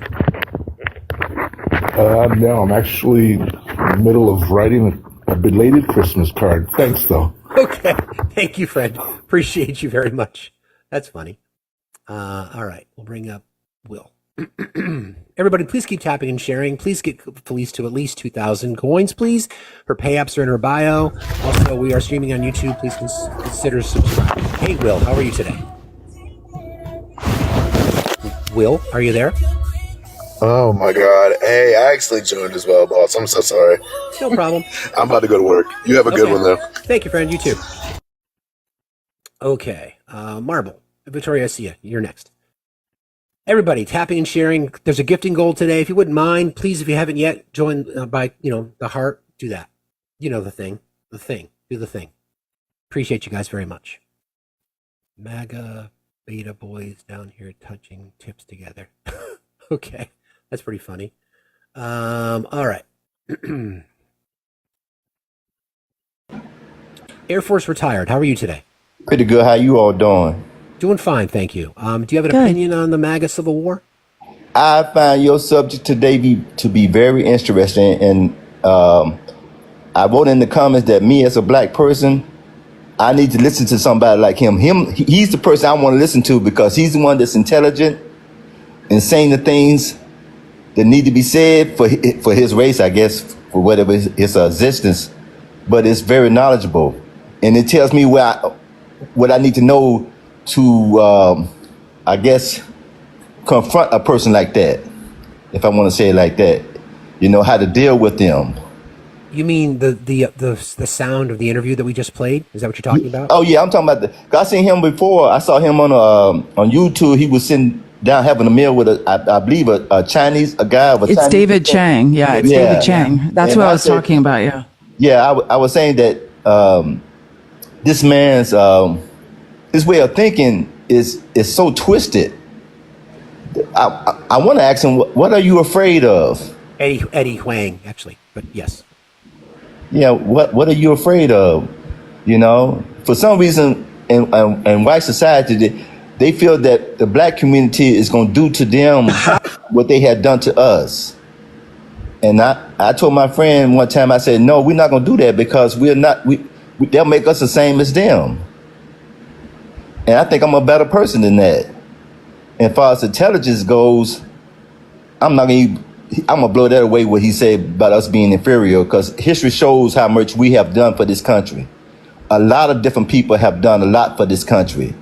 It just wasn't built by them. It was built by all of us. That's right. And that's all I have to say. Well, you all have a good day. Thank you, friend. Appreciate you very much. Yes, sir. Yeah, I do want to get... It was quite literally built off the backs of black and Asian people. You know what I'm saying? Mexicans. Exactly. Like, it is delusional. Like, when he did say, we built this country, it's our, like, what? Like, what? And this is a little bit more sound from Jared Taylor, who's being interviewed by Eddie Huang about YT supremacy. How it is you voted for Donald Trump when you're so into facts, because his entire campaign is not based in facts. It was all based in propaganda and emotion. I voted for Donald Trump for one reason only. His policies, if implemented, would slow the dispossession of whites in the United States. If he were to deport all illegal immigrants, if he were to think very hard about letting in any Muslims, all of this would slow the rate at which whites are becoming a minority. Why are you so worried about the white dispossession of America? Because I want my people to survive. Is that so strange? We don't control China. We don't control any place where whites are not a majority. And if we become a minority, we will not control our own destiny anymore. I grew up in this country as a minority, as the children of immigrants. I was their first child born in America. And while I didn't have much possession or didn't much control, I really enjoyed myself. And I think that if you ask a lot of Americans, they would say that I had a lot to offer this country. You know, according to you, I guess I would be perpetuating the dispossession of white America. That is true. That is true. Would you say that you wouldn't want me in this country? At some point, when my ancestors built this nation, they did not build it with the intention of giving it away to Mexicans or Chinese or Haitians or to anyone else. Do you consider, you keep saying your ancestors built this country, you consider that a fact? Who else built it? Black people, Native Americans, Chinese people who came and built the railroads. Do you think none of that could have been Italian achieved? people. But they're Europeans, aren't they? But you believe in evolution, right? Evolution, I think, Italians can explains stay. a great deal. So according to evolutionary theory, we're all out of Africa. So at some point, your ancestors were sub-Saharan Africans. So what? At some point, our ancestors were unicellular animals. So I'm saying at any point in time, we could say you were an African. So you're choosing to pick this point in time and say you're a descendant of white Europeans. Why do you think I'm choosing this point of time? Because it's in favor of your politics at It's this because point. I'm alive now. Well, my issue with you is that I don't think you have enough compassion and vision, not because I don't like what things are now. It's that I have hope and belief in what they could be. Again, Jared Taylor doubling down on his hate. In his mind, and I'm curious your thoughts on this, Felice, he doesn't see it that way. He doesn't see it as hateful at all. He sees it that he's entitled to this, right? He's a big proponent of segregation. Like from like his reading or teachings that I've read, he doesn't understand why we ever left segregation. Yeah. He's very confused about it. That's exactly right. And I just want to say, someone asked me to point out an example when I'm saying conservative policies are, inherently racist, right? It's not about accusing people of the right of being racist. It's why are people who are white nationalists voting for these policies, right? An example is voter ID laws, right? You can look up study after study after study, empirical studies that show this disproportionately disenfranchises black and brown people. The or the drawing up of voting maps, right? Like what happened in North Carolina, what happened in Louisiana, right? I mean, there's many examples that I could give, but those are education, right? The new Jim Crow, it was perpetuated by making sure that, in more affluent white neighborhoods, property taxes funded schools, they're better funded than schools that are in, disproportionately lower socioeconomic areas. That is that is built, that was the South's answer to like after Reconstruction, that was part of the Jim Crow. Black Angel, good morning. Hey, good morning. How y'all doing? We're doing good, thank you. What's on your mind today? You want to contribute to our conversation? Yeah, I'm kind of like very interested in you guys' conversation, and I was like listening to the gentleman that just got off, not the one that's talking, just recently talked, but he was saying that how his folks created the nation, which is untrue. I'm partial Native American and African American. My grandma is full-blown Native. My grandfather is full-blown African American. I mean, who really belongs here? You see what I'm saying? This land was stolen and was taken from us, and it was built on the back of African American people. And I think that is just like a big insult for somebody to think that they they can actually take land and claim it and kill everybody on it and be like, well, I don't want our race to die. It's just crazy to me. Yeah, and that's kind of what we're seeing. I don't think Felice can relate to your heritage for sure. I'm indigenous and black too. Yeah. Cool. What's your tribe? I'm Cherokee. Yaqui, right? It's Yaqui, on the border of yeah. Arizona and Mexico. All right. It just these folks they just amaze me. Like why don't you build things in the country that you came from? You see what I'm saying? This is not their country for real. It's stolen land, and they put up a flag, and they expect for you to stand there and respect it. It's crazy. This is like this is senseless to me. I agree. I appreciate you jumping in today, friend. I think the reality of this circumstance, and I'm trying to draw the parallels here between what we're seeing now. The division, again, has never been about immigration policy. It's always been about racism. That's the entire theme. Absolutely. It's about using the arguments. It's about using these perceived threats of the LGBTQI community, these perceived threats of woke liberal Democrats, the perceived threats of women gaining too much power. All these kinds of things is just a way to kind of cover up their racism, and which is why I think it's important to draw those parallels between what Jared Taylor, a bona fide white nationalist, is saying and what we're seeing happening in front of our eyes. But thanks for jumping in today, Frank. And thank you. You guys have a wonderful day, and thank you. You got it. See you later. Nice to meet you. Everybody, please keep tapping and sharing. Appreciate you guys very much. As a reminder, we're doing a little contest for some merch. If you like some of the merch that's in our merch store and you want to contribute to that, if you have an idea for something to go on merch, like Tap Mommy, for example, that's taken already. You can go to the merch submissions section, merch submission sections of our Discord. If you got an idea, throw down the idea. We'll gather them up over the course of this week. We'll do a poll next Monday, and the winner will get their quote, their idea, their suggestion, their thought on a piece of merch. And I just want to say, we'll give it to you. Oh, sorry. Good. Maggie, thank you so much for the Cash App or Venmo. I'm not sure. Cash App. And it says, Jared Taylor's born in Japan, according to Wiki. Wild. Yeah. What? That's Really? hilarious. Well, that's what I saw other people in the comments saying it as well. I saw it a couple times. So the irony of that, I mean, God, is that true? I have his page open here. Good morning. I love this conversation. As a fellow tech person, I definitely enjoy this conversation, having worked for someone in the industry that I now have moral issues with.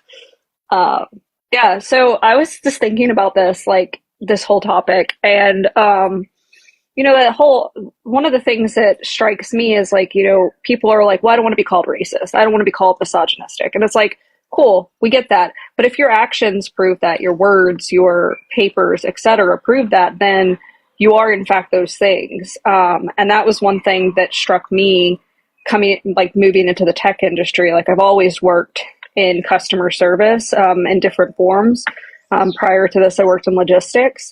And when I moved into the tech industry, I thought, this is great, the liberal ideas, blah, blah, blah. But then you kind of just pull back those onion layers and you realize some of these tech bros are in fact racist. They are misogynistic. They have all these bad ideas, and their words parrot that. They do the thing. I went to a work meetup and we had this gentleman come and speak, and a couple people started looking him up, and it was very clear that he was MAGA. It was very clear that he did not like immigrants. And, you're speaking to a room full of people. Some of us I'm the child of an immigrant. My coworkers are Black, brown, and indigenous, and everyone was a little on edge. But there was no apology to the coworkers that it really did offend. And then it was after that, you start paying attention. You're like, oh, this is your personality. And We lost you, Victoria. sorry, I got a call. But yeah, then it comes out that he supports Trump. He supports these ideas. And, I'm glad I'm not with that company anymore, but it's really disturbing that this is prevalent. But I do think that this will happen within the industry because they do benefit from having immigrants as getting hired. You and Felice had that in common because I know Felice came from the tech industry, or his roots are you built your career in the tech industry, and you both saw it, both victims and witnesses of misogyny and racism and sexism and the whole nine yards. And are they right to Vivek and Elon about their disparaging the American culture, the work culture? I think in many regards they are right, and it's not because of the capacity and or capability of the American worker, but there is some entitlement, no doubt about it. There is some laziness connected to it. Our society has evolved where we're a service society now. We're not a manufacturing society anymore. So who's going to do the jobs of the future? We're not teaching STEM, especially to women. I've made an entire career off of being a customer service person. Like, I did work in logistics and was a sourcing coordinator for years, but when tariffs came through and the industry kind of collapsed, that made it hard. So that I moved into a customer support position, and I'm doing things that I never thought I would have been able to do. But nobody encouraged me to learn these things. Nobody said, "Hey, you have the capacity to do it." And I do it every day now. Like, I do it every day. I troubleshoot stuff. So Matt just having issues with his website, and I was like, "Hey, hit me up, add me as an admin, I'll figure it out." And those are things that I can do now. And I wish I'd been encouraged at a younger age, but it wasn't for me. My job was to be in the kitchen. Well, just to speak to the STEM thing, I think one of the more interesting women in STEM I met while working in the tech industry, she was an engineer, and she started a nonprofit for girls and young girls learning to code, Girls Who Code, or I can't remember what it's called. It's cool though.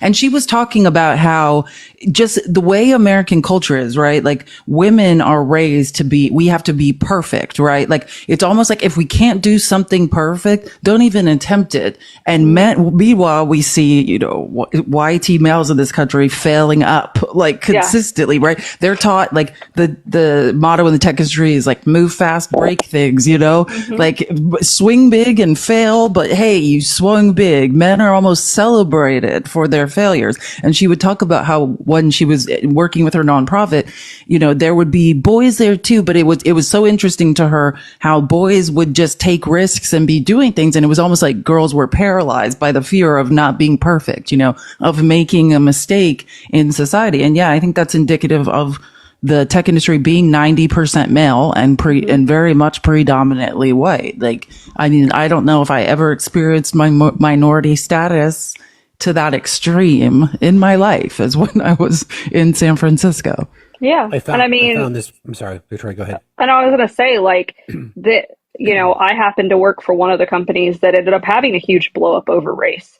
And that's how I got my position, because people walked out and minorities walked out. And at the time, I just thought it was blown out of proportion. But now I look back and I'm like, oh, you guys walked out for the right reasons, because everything's proved. And it was nice, like, income is great and whatever. But like, when you speak out like this on this platform, that was another thing that one of the owners brought up, is he doesn't like people who speak out. So I wonder if I was chosen to be laid off because I was more vocal at that point. Because I had already had a platform. It was a small platform. And then of course I ran for office and made it a bigger platform. But I do think about those things a lot, because those are things that he writes papers on regularly and says he doesn't want outspoken employees, and that says that they should be shunned from the tech industry. So it's very interesting dilemma concept. I found this post on Twitter, and I think it speaks exactly to what we're talking about. 75% of white students who got legacy admission to Harvard were not qualified based on merit. SCOTUS repeals affirmative action. Now Harvard Law's black enrollment has dropped 52%, witnessing a historic revival of white supremacy. So I think that's a really good example of kind of what we're talking about here. You wrap white supremacy with sexism, misogyny, and everything else connected to it, and this is sort of where we're at, which is again part of this division, right? Part of this division where people who are immigrants, Vivek and Elon, who've attained significant amount of wealth in our country, and now are saying, well, what we see is that the American worker is just not qualified for the future. So if you want true innovation, if you want the next generation of brains to kind of help us turn the corner as a society, then we can't get it from here. And then the America First group, the racism, their bigotry, their sexism, they're all up in their shit because they're being told not only are they unqualified, but they're ignorant, and they were sold a bag of lies based on the fact that they were told it was immigration policy. It's not. It's racism. Yeah. Plain and simple. Well, I mean, you talk about the right kind of immigrants, because this is a conversation I ended up laying into my grandmother about. Both my father and my uncle are immigrants, Italian. He's now Italian. He became a naturalized citizen. And then my father is a British citizen. And so, like, you know, I'm still an immigrant. At the end of the day, like, I have a dual citizenship. I identify as someone who's an immigrant because of my father and my grandmother being Gibraltarian, you know, black hair, olive skin, green eyes. And I was saying, I was like, why do you not like immigrants? She's like, well, you're not an immigrant. Yeah, I am. Like, my father is. And she was like, well, we're not talking about you. Let's lean into this. Let's lean into what are you talking about? Because it hurts me that you don't like immigrants. It hurts me that you think that somehow we don't belong here and that you voted for these policies and you think that somehow I'm not going to be affected by those things. Even if I'm not physically affected, I am emotionally affected by those things. I'm emotionally affected by those things. And I have the privilege of being white. I am white passing. I can pass as a white person, you know, but like if I let my hair not be blonde and I let my skin get very olive, I start looking like my grandmother. And, you know, I'm still white by American standards because we created, you know, modernized racism. But to a white person who is racist, they're going to tell me to leave the country. They're going to tell me to get out. They're going to tell me I don't belong here. And that is fundamentally a problem. And, you know, when I was having this conversation with her, she just couldn't understand. She couldn't correlate those two things because in her mind, I'm the right type of immigrant. I came from the right type of immigrant, even though my dad needed help getting in the country. So it's going to be very interesting to watch this play out because I told her, I was like, doesn't matter what happens. What are you going to do when I am a victim of this? I might not be the target, but I could be a victim of it. And she was like, it's not going to happen. It's not going to happen. It's not going to happen. You don't know that. There were plenty of people who were in Germany who thought it wasn't going to happen to them. There's plenty of people who thought that they wouldn't be affected. And as a direct line of like descendants of immigrants on one side, like that is a problem, you know. It's a very interesting thing. I come from two very different types of families. So were you born in Italy? Is that what you're saying? No, I was born here in the United States, but my dad is from England. So my uncle's Italian and my dad is British. Both my mother and my aunt married foreigners, which is really interesting for my MAGA grandmother because she hates immigrants and is very, very racist. And having two daughters who married immigrants is like a really interesting like dynamic for her because she doesn't like that we're immigrants. She always thinks that my uncle and my dad have made us hate America. Like she used to sing us like Yankee Doodle Dandy, like in the corner. Like my dad talks about stories where both my cousins speak Italian fluently and she would pull them out and tell them they couldn't speak that dirty language and sing to them Yankee Doodle Dandy to try and like really push that we were Americans and we were gonna be American. And she did it with myself and my brothers as well, even though my dad was British. So it's very interesting. I think about that a lot in my childhood of like things that she did to try and encourage us to hate other countries. Victoria, thank you for jumping in. I appreciate that. It's quite the perspective. You're right. We just need to watch it play out. If I were a betting person, which I'm not, my money would go to the billionaires. Yeah. I would bet on them for winning this conversation. But thank you for being here, friend. I appreciate you. Thanks for having me, guys. See you later. Bye.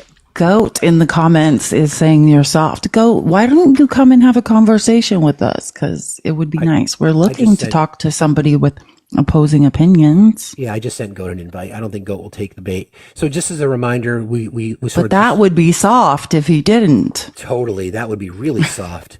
Would This make is him a just giant hypocrite. how we started our conversation today. And just as a reminder for those of you who are just joining, we're talking about the division in MAGA. We've seen X and Truth Social blow up with this clear divide.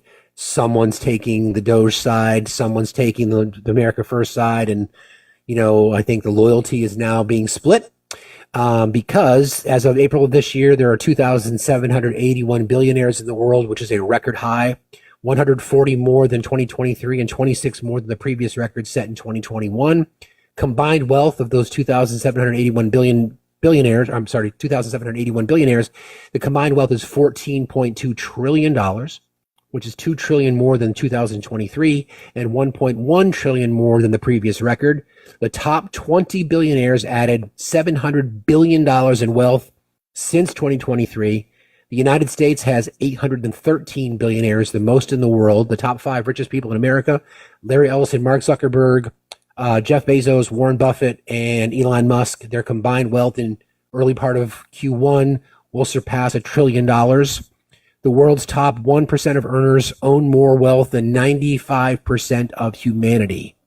So, again, if we were to make a bet as to who would win, it would be the billionaires. And we see it every single day, Felice, and I know you see it too, the fact that we get so many people that are just simping for billionaires. It is staggering to me that we still feel like, I've seen the comments scroll by today, like, why do you guys always diss on billionaires? Because there shouldn't be billionaires, in my opinion. I think when you're talking about a combined net wealth of $14.2 trillion, there was a study done that those individuals, the 5 that I just mentioned, their wealth surpassing $1 trillion, that would align with the country of Switzerland. So all the production, all the things that the Swiss economy produces totals $1 trillion. Switzerland has 9 million citizens, which means, in theory, those 5 people could hire those 9 million people to create the wealth that they've earned through whatever. Zuckerberg, sure. Elon was given his wealth. Warren Buffett, sure. Elon was given his wealth. I mean, it's just, this is what we're talking about. And everything relates to this. You're not going to, I know Felice is not going to stop talking about it. I'm not going to stop talking about it. The billionaire class, the oligarchs taking over our country are the enemy. We always punch down to women, punch down to minorities, punch down to the BIPOC community, you name it, we'll punch down. Meanwhile, they're laughing at us. And this is more the divide. Oh, I absolutely agree. And it's really you hear them saying, we won. What did you win? You hastened the end of late stage capitalism, right? Of the wealth divide. I was doing statistical analysis of 1980 to 2024. Every tax cut has led to a transfer of wealth. Every conservative tax cut has led to a transfer of wealth to the top of the economy. You can literally track, you can do analyses that we have done as the middle and lower class we have lost money over time. We are winning nothing. The wealth is concentrating at the top of the economy. Trump is your president 4 years. Would you please join us in our conversation? I'd appreciate that. Yeah, genius. Shauna, how are you today? I'm doing great. How are you? Doing fine, thank you. What's on your mind? I am actually a friendly. What's on my mind is Donald Trump's most recent, I don't know if it's his most recent, but one of his recent True Socials basically calling for a depression next year, saying that they're not going to raise the debt ceiling in February, and that in all honesty, it'll cause a depression, and they're ready for a depression. As you know, I've been saying this since about 2017 when I started doing the research, that their goal is to take down the United States and to take down the dollar, because with the dollar being strong, they can't take over with cryptocurrency. Cryptocurrency has no use as long as the dollar is a global currency. Yeah, what you're referring to is this truth that he wrote. I read this earlier. The extension of the debt ceiling by a previous Speaker of the House, a good man and a friend of mine, from this past September of the Biden administration to the June of the Trump administration will go down as one of the dumbest political decisions made in years. There was no reason to do it.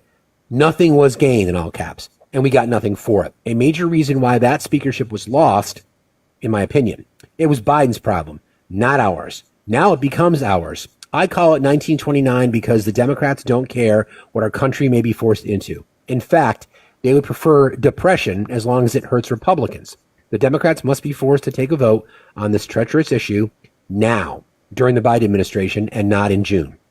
They should be blamed for this potential disaster, not the Republicans. Now, his followers will read that and forget that it was 38 or 34 Republicans that actually sank it. They're the ones that did not want to extend the debt limit. They're the ones that did not want to give a blank check to Doge and add more than $5 trillion to the deficit. Well, I think calling for a depression. They're calling for. He's calling for a depression. He's calling for the stock market to crash. Let me just explain. I mean, what you have to know about that is like, why would that be such a good thing? I mean, it is for capitalists. Capitalists meaning people that have capital, right?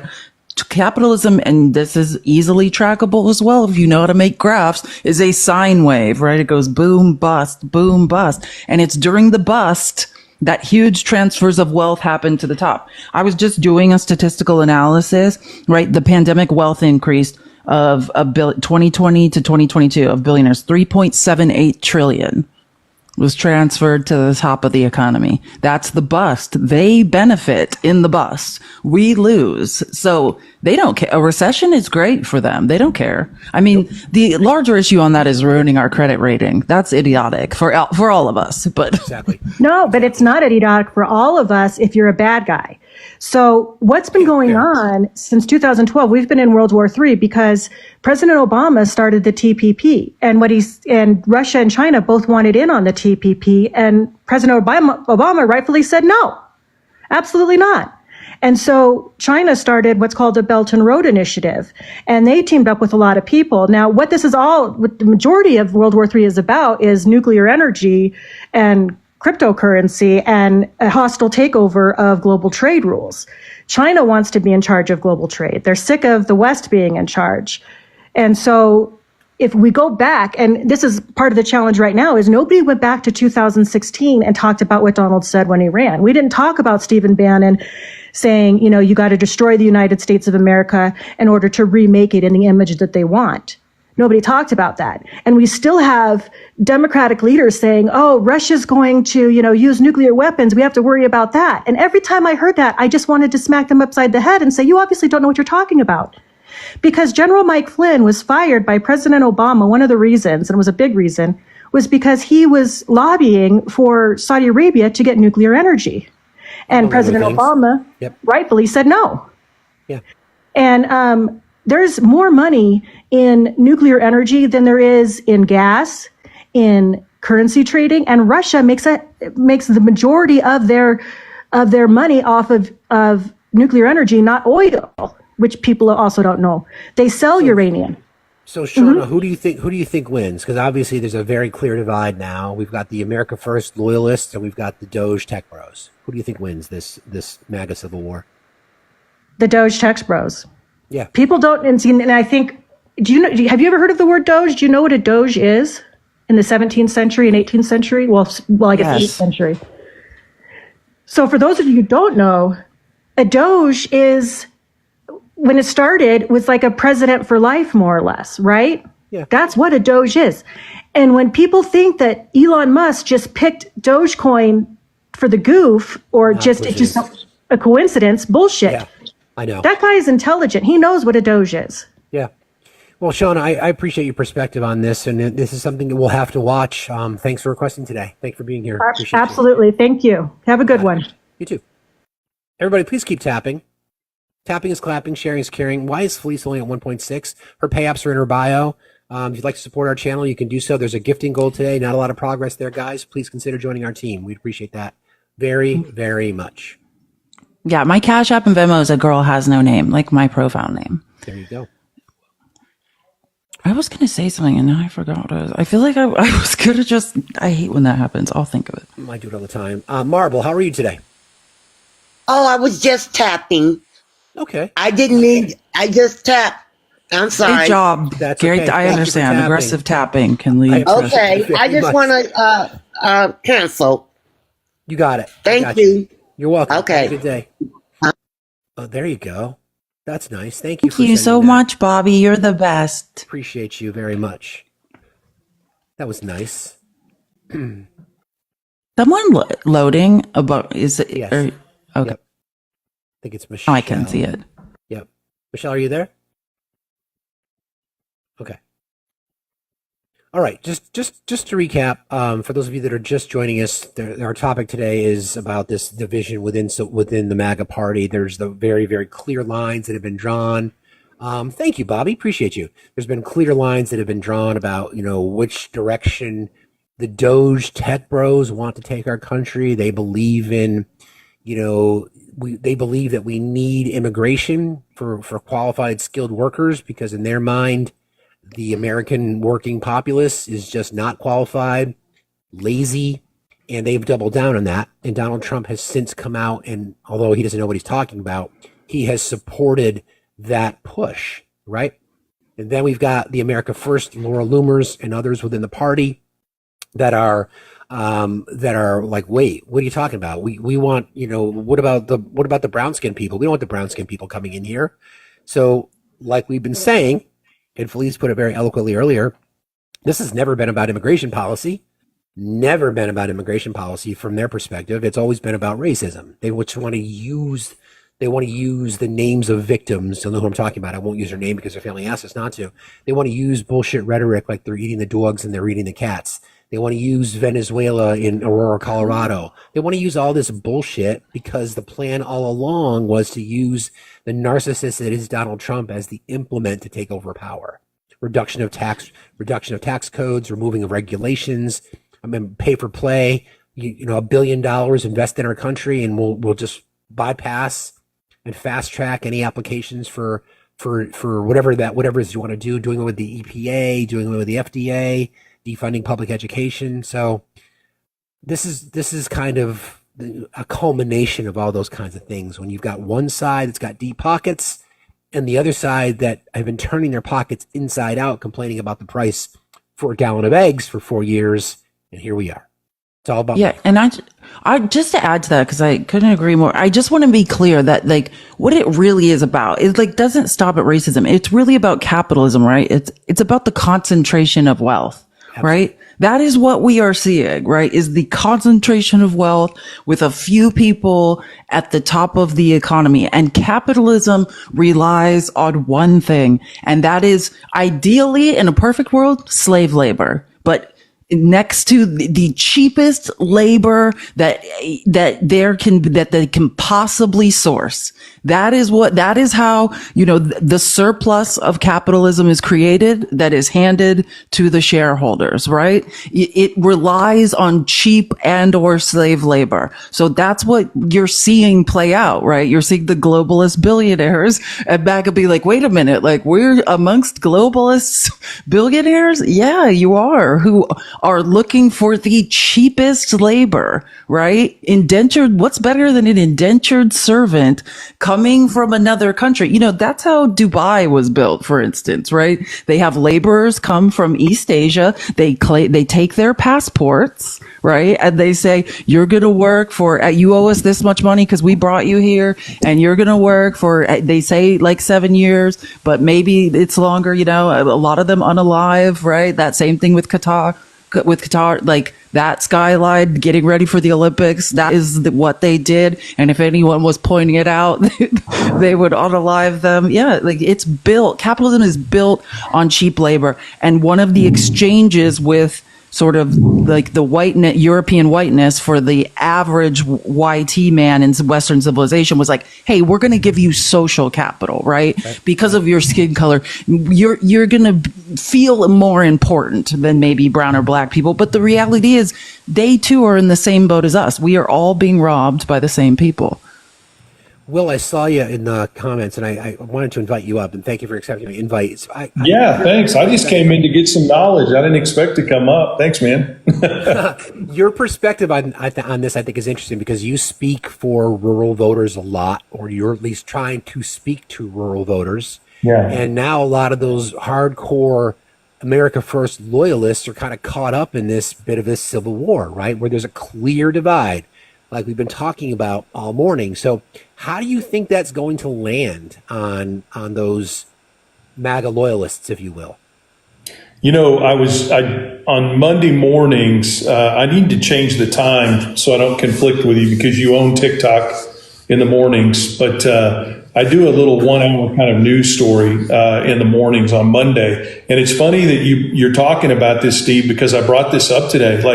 I've kind of joked with you before that on Saturday mornings I go to eat breakfast at my local rural cafe with all my MAGA friends that I grew up with, right?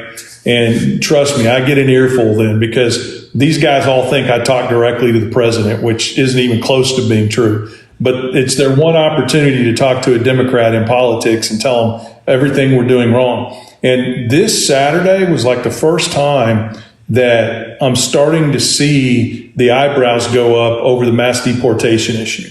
Because, and I told you this before on the live that I was on, it's not that most of the rural people where I live agree with mass deportation. It's that they think he's just clowning us, the libs. He's owning the libs. Well, he's never going to do it. He's not going to send all these people home because he knows how devastating that would be to agriculture.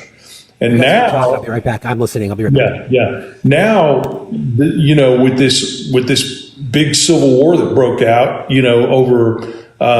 over the visas and immigration and that type of thing. Now they're starting to say, "Holy shit! I think he's really going to do it." And now they're really pissed because for the first time ever, I can honestly say that in the last 3 years, I've never heard one of these guys voice anything negative at all about Donald Trump. But for the first time ever, I heard 2 or 3 of them say, wait a minute, if he's going to deport the people we need for our labor force and agriculture, et cetera, then why is he giving the guys like Elon Musk a break? Getting the labor that they need for overseas. And it's like, you sit there and you're thinking, okay, this is an opportunity for me to be a cool guy and to try to have a teaching moment here, with these folks that I grew up with. But at the same time, I'm just internally, I'm shaking my head going, Jesus Christ, what the fuck did you think was going to happen? So, hey, has it grown into a groundswell? No. But you're starting to see the first inklings because it hits them right in their pocketbook. And Steve, it's not only that it's cheap labor, it's that nobody will do those jobs here. I mean, I remember during C-19, I've got a family member that has a big farm out in Imperial Valley, California. They raised the hourly rate up to in some places they were trying to pay $30-40 an hour to harvest produce, and they still couldn't get people, to come do the job. So people that come here, their value it goes so far beyond cheap labor. Like Felice isn't wrong at all, but you can't just decide one night you're going to pick produce for a living.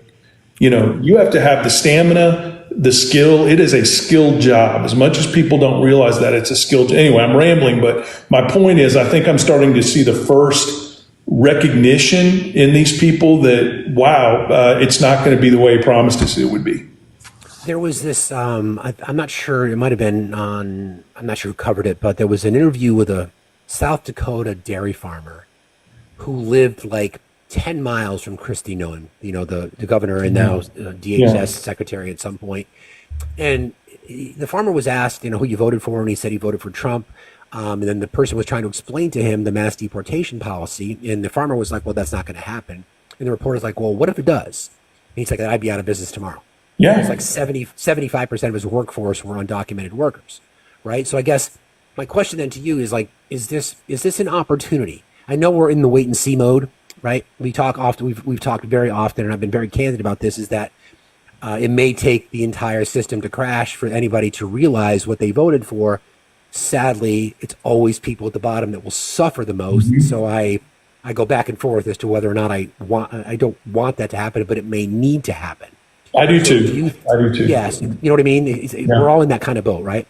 Do you think that's what it will take for the MAGA loyalists and those that have been fooled and lied to realize that they've been fooled and lied to, and then what do Democrats do about it?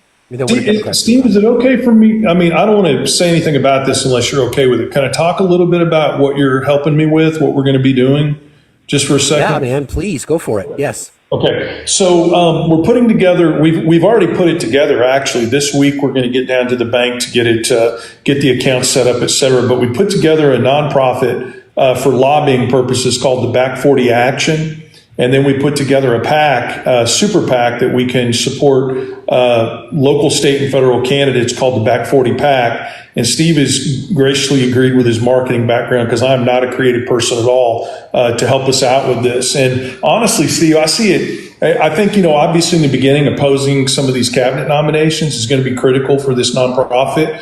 But I also think that you're 100% right, that this is going to be an opportunity to reach out, especially to rural women that voted for Trump. And then I do think over time it's going to be a great opportunity in rural America to pull some, people. There are a lot of farmers that they still buy into the Republican way of life because of the conservative economic issues. And they don't buy into, farmers have gay sons and daughters too, and all these other things. So, we can argue all day long, like you and I, we'd all three immediately agree that, the culture wars issue, that they're on the wrong side of history there.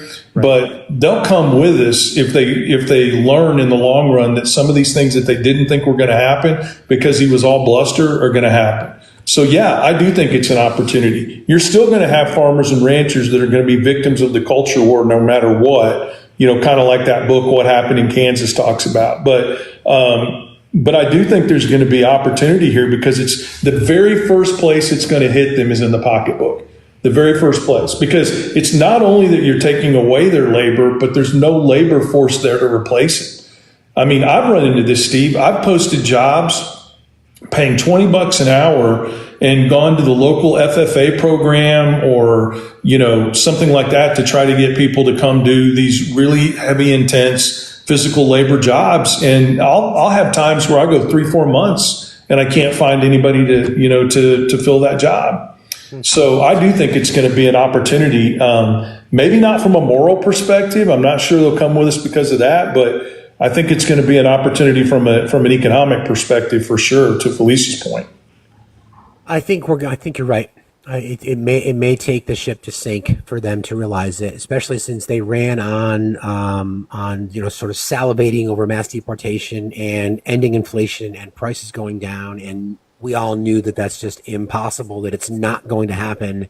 And now when they're faced with it directly, at the same time, you've got the tech bros calling them lazy and unqualified and unskilled, which again is one of the reasons that Trump, I think, drew them in, because they felt victimized. They felt like they were lost and someone was not their champion. And they identified, of all people, Donald Trump to be their champion. So yeah, we'll see. Yeah. But thanks for your perspective, Will. I appreciate you jumping in. No, you bet. And I'll circle back with you after this week. I got to go have something done tomorrow. And then after that, I'll circle back with you, Steve, just to let you know it's all in place. Appreciate you, Will. Thanks a lot. Have a good day, guys. You too. See you later. Nice to meet you. You too, Felice. Thanks.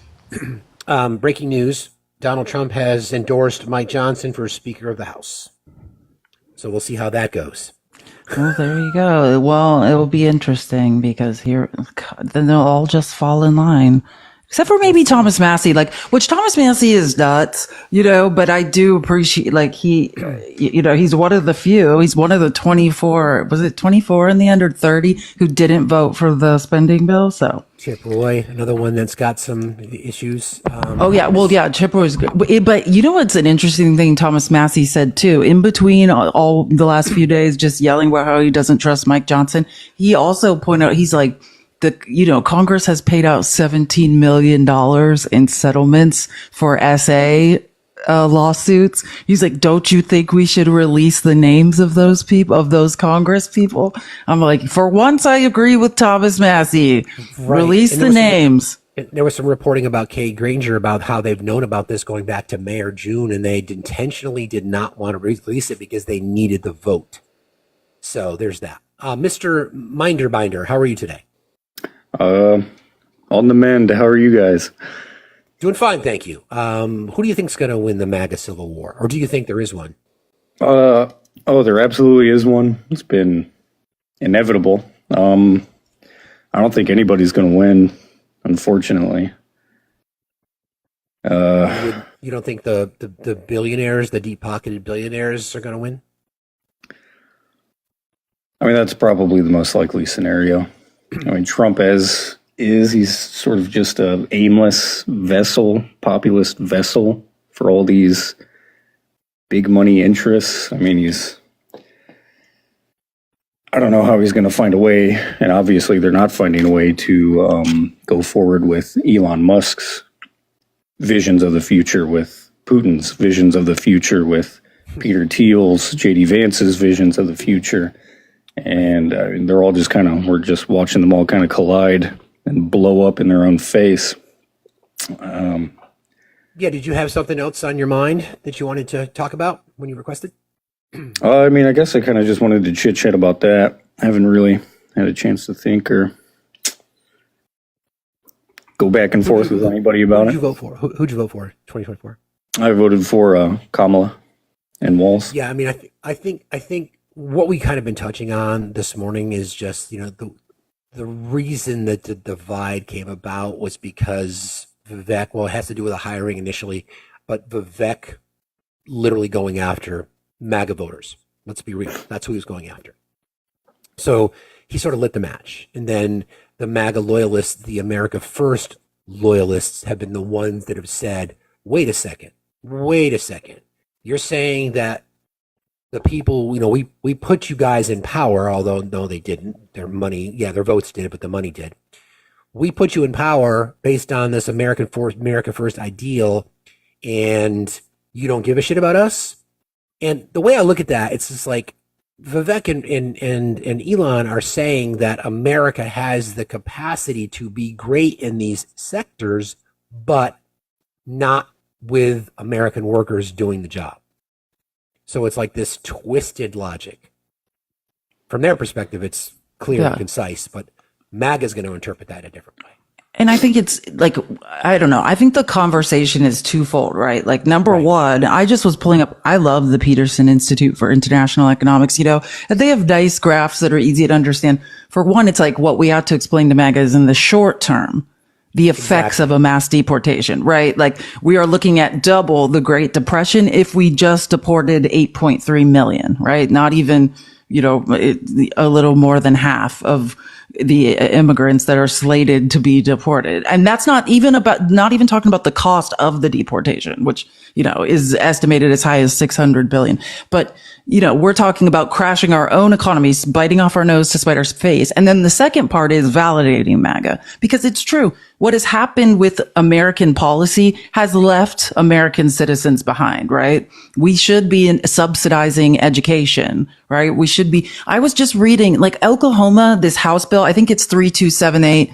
Gosh, please don't quote me on that. But Governor Stitt in Oklahoma just passed a House bill that basically says, well, since most of you aren't planning on going to college anyways, we'll just count 8th grade math, because we're having a problem with people getting through two algebra courses in high school. And that's our highest subject of remediation. We'll just count your 8th grade math class as your high school math. Well, that's not going to get anyone to being an engineer. That's what we have to talk about, is what is it going to take to empower Americans, and that's subsidizing education. That's providing free healthcare, right? Like, that's putting people in a position to, so their parents aren't working themselves to death and they can help their children with their math homework, things of that nature. Like, that is a conversation I would love to have with MAGA. That's a very good point, Felice, because again, the MAGA loyalists, the America Firsters, complain about public education. They support eliminating the DOE, even though they don't really understand what the DOE does. Here's Vivek and Elon saying, you guys aren't very smart. You're not very smart. You're not very skilled. You don't have the appropriate skills to take our society where it's going anyway, because if we don't do it, China's going to do it. If we don't do it, other countries are going to do it. And yet, here's MAGA, again, loyalists now on the defense for wanting to do away with the DOE because they're being told they're not smart enough. Make that make sense, right? Literally. Well, I think MAGA's innate inability for introspection has like set them down this path to celebrate their own mediocrity. It's like a mashup of white supremacy and eugenics and I mean all sorts of other factors where they're like, we are just the best just because we're the best. And yeah, it's causing all these roadblocks socially. The illusion that we're the greatest country on earth. Yes, stop lying to the manifest destiny, the American exceptionalism, like we are, or whatever Jared Taylor is saying. Oh, we're just genetically better. It's these type of beliefs that are like America's number one. Like, what are you talking about? In every like human development index, we are not number one.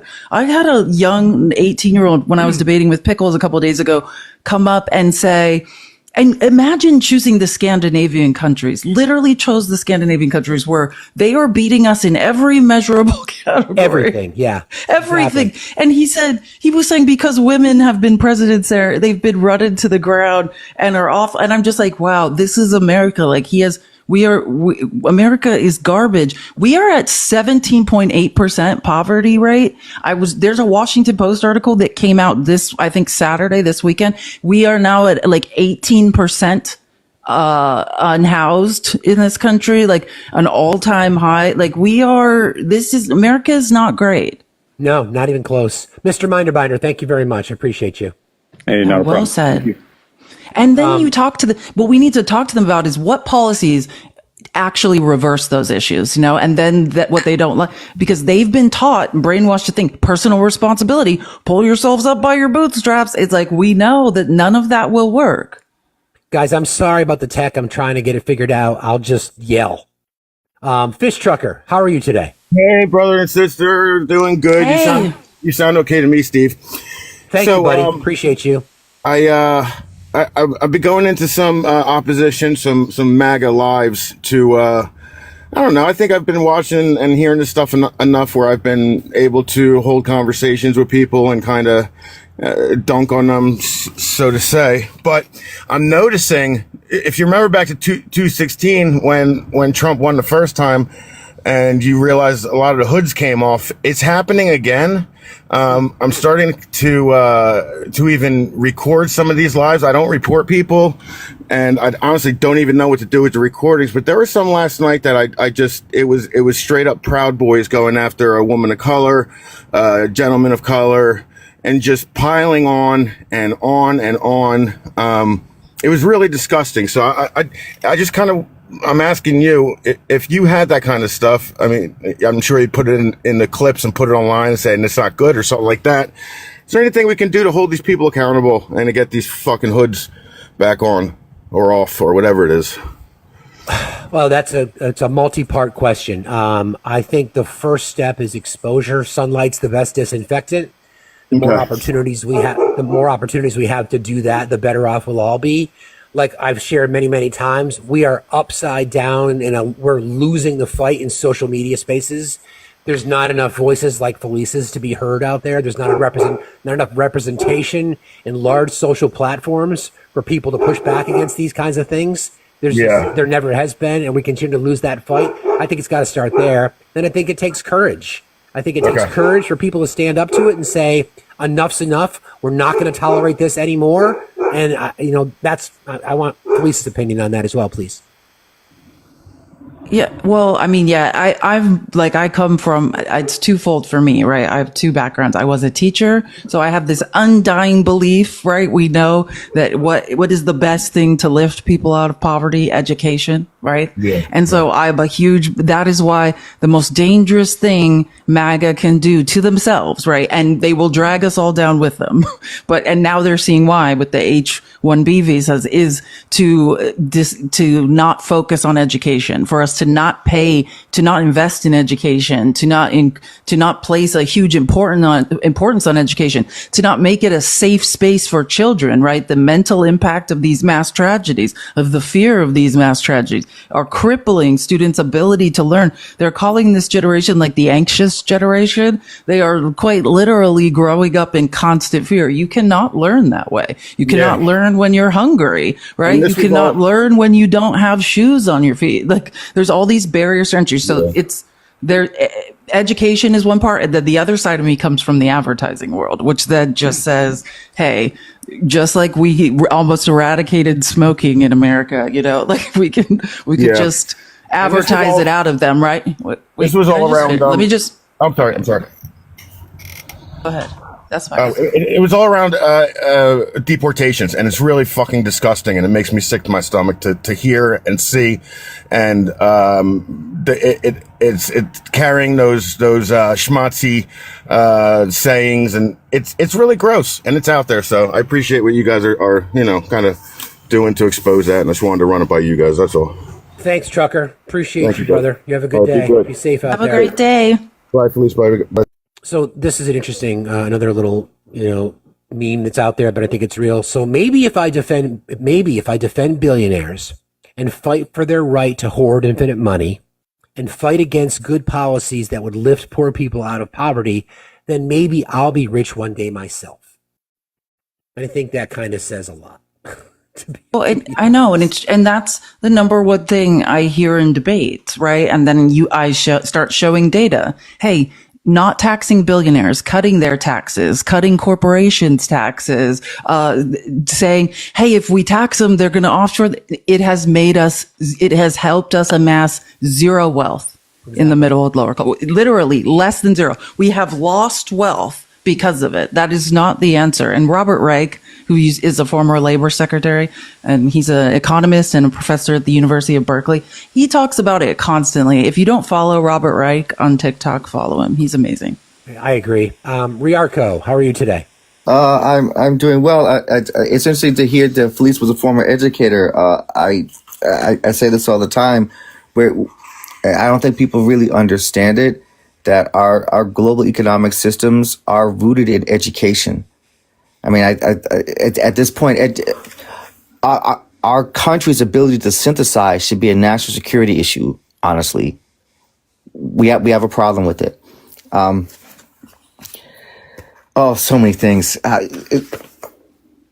Deportation was brought up. Is it not? Am I incorrect in saying that isn't mass deportation isn't that considered war crimes in other places of the world? I don't know about war crimes. I mean, deportation. Is it against some level of international law?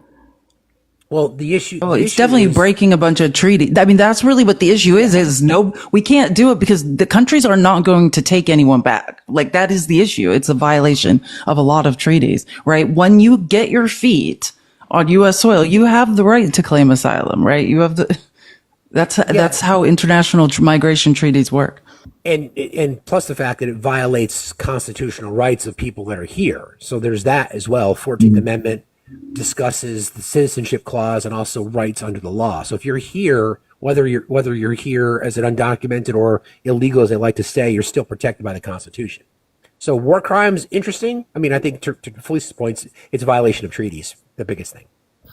International law, violation of international law, not necessarily a war crime, is how I would say it.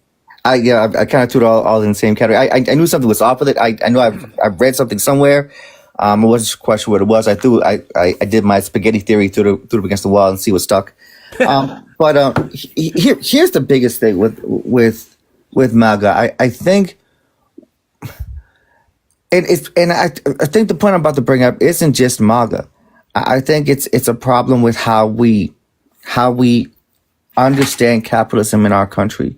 I like to say that we're in a capitalism 2.0, where we don't recognize the difference between capitalism and consumerism ideology.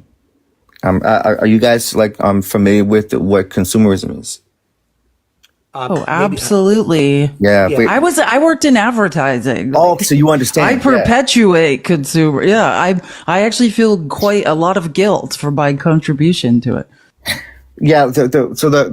When people, especially MAGAs, when they start talking about, their issues and their problems with the things that they're struggling with, they don't recognize that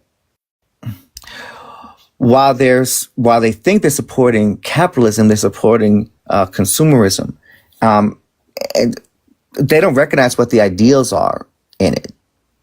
And I think that's a major problem. And it comes back to we're not educated in concepts in this country. What's happening in Oklahoma is frightening. I mean, I do believe I'm trying to remember, make sure I'm doing this properly, but Oklahoma says that you either have to be enrolled in a college or university, you have to be involved in the trades, or you have to go into the military. And please correct me and fact check me on this, but isn't that what they were doing in England 20 years ago? That you had to go along one of those 3 tracks? Or at least if you were having problems and issues in school, that you were forced to go into military? Well, no, I don't think you're forced in the UK. Like, I mean, there's A levels, right? Like, if you want to go to university, you have to take A levels, which are certain tests to qualify for it, or otherwise then you can go into it. You can be a tradie, as they call them, or you can, the military is an option, but they're not conscripting people into their military. Okay.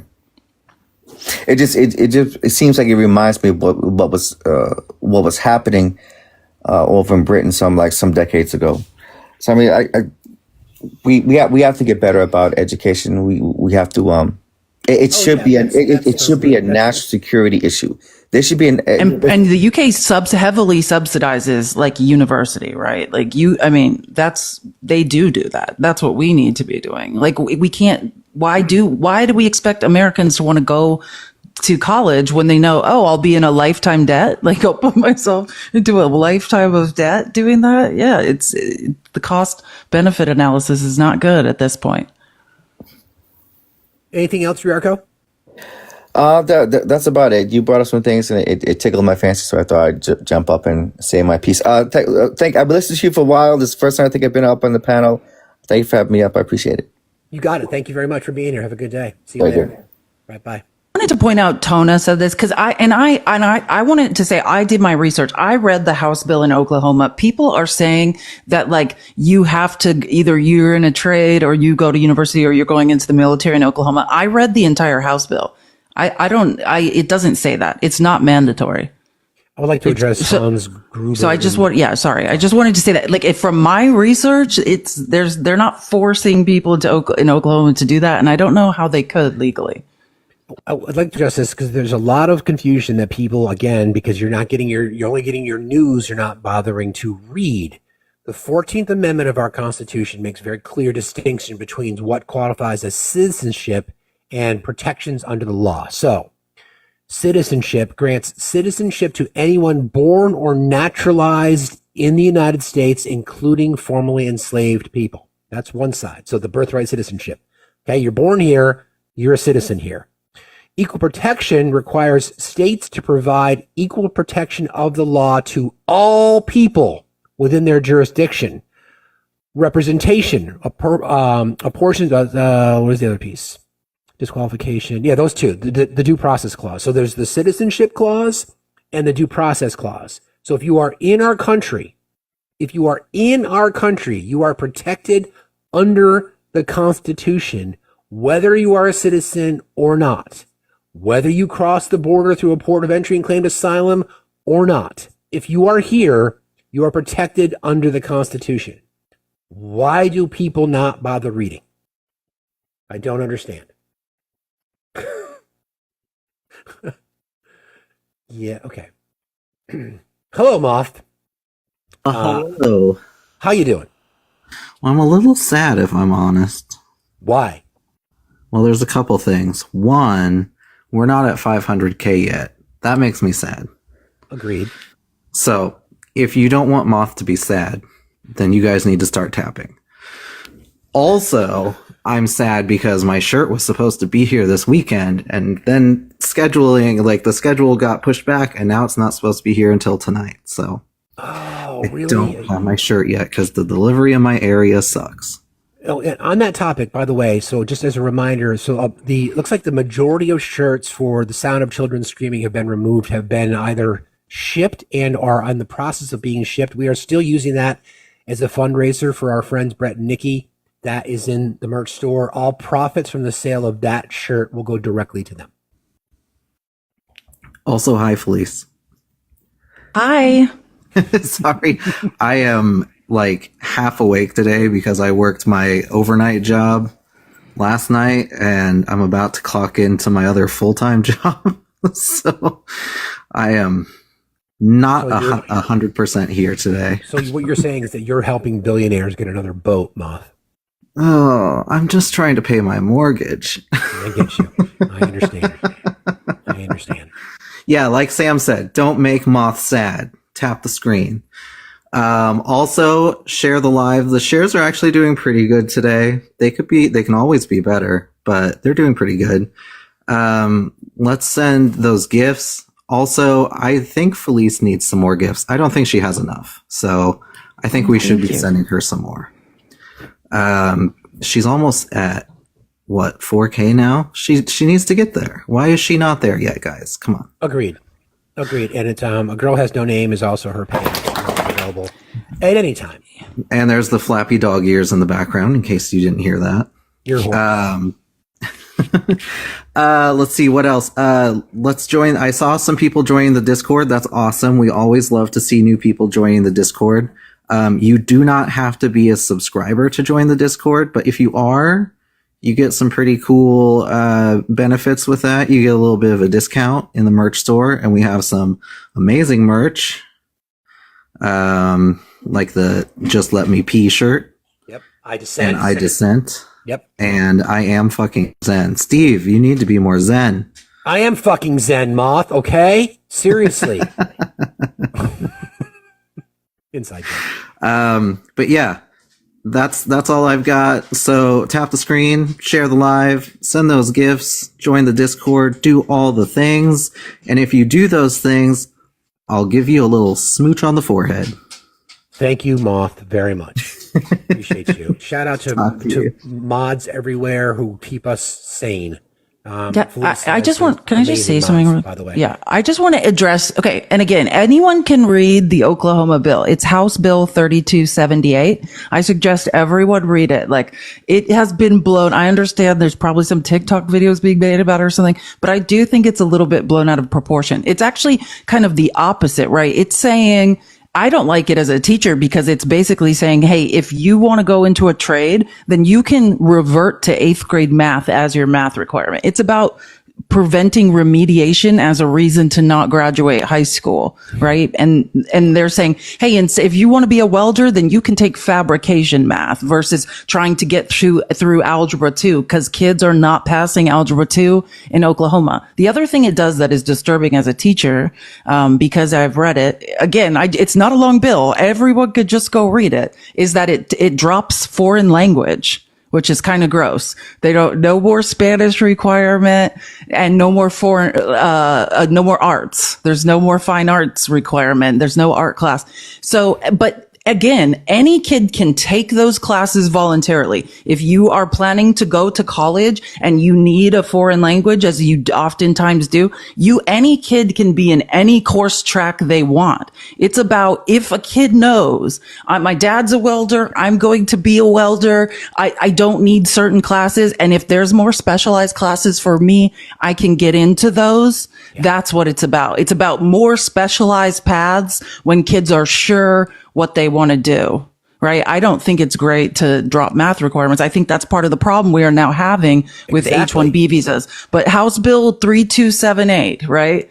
This is how we get unskilled Americans, right? Like that. I mean, that's why it's disturbing. But yeah, it's a super short bill. Everyone can read it. Yeah, I mean, to the language requirements, as someone who's been going through this regularly with my children, filling out college applications, the majority of schools, at least the ones that they've been applying to, are looking for a minimum of 2 years, high school level, doesn't count in 8th grade, high school level foreign language. So again, keep the electorate stupid so they don't know what's going on. That's the goal. So then the insults lobbed by Vivek and Elon are self-fulfilling prophecies. Weird. Throw away. How are you today? I'm doing great. How about yourself, Bax? Doing fine, thank you. What's on your mind this morning? I was listening to you guys discuss a lot of great subjects, and I'm just have to tell you that I really do appreciate the live. I do come from a newly adopted conservative background, but I thoroughly enjoy, I guess I would say, non-heated intellectual discussion on politics. What does newly conservative mean? What does that mean? I would say when I was younger, I was extremely liberal up until about the time that I put it this way, I supported Bernie Sanders. And whenever I saw what the Democratic Party did, how the party itself promoted Clinton over him, even though he had so much populist support, it really, really turned me off to the Democratic Party. And it really, I'd spent a lot of time defending my liberal beliefs. And whenever I went back and read a lot of the works of the founders of the country, I found that I agreed more with them intellectually than I did. I suppose I could put into words better or defend my beliefs better from a conservative point of view than a liberal point of view. Okay.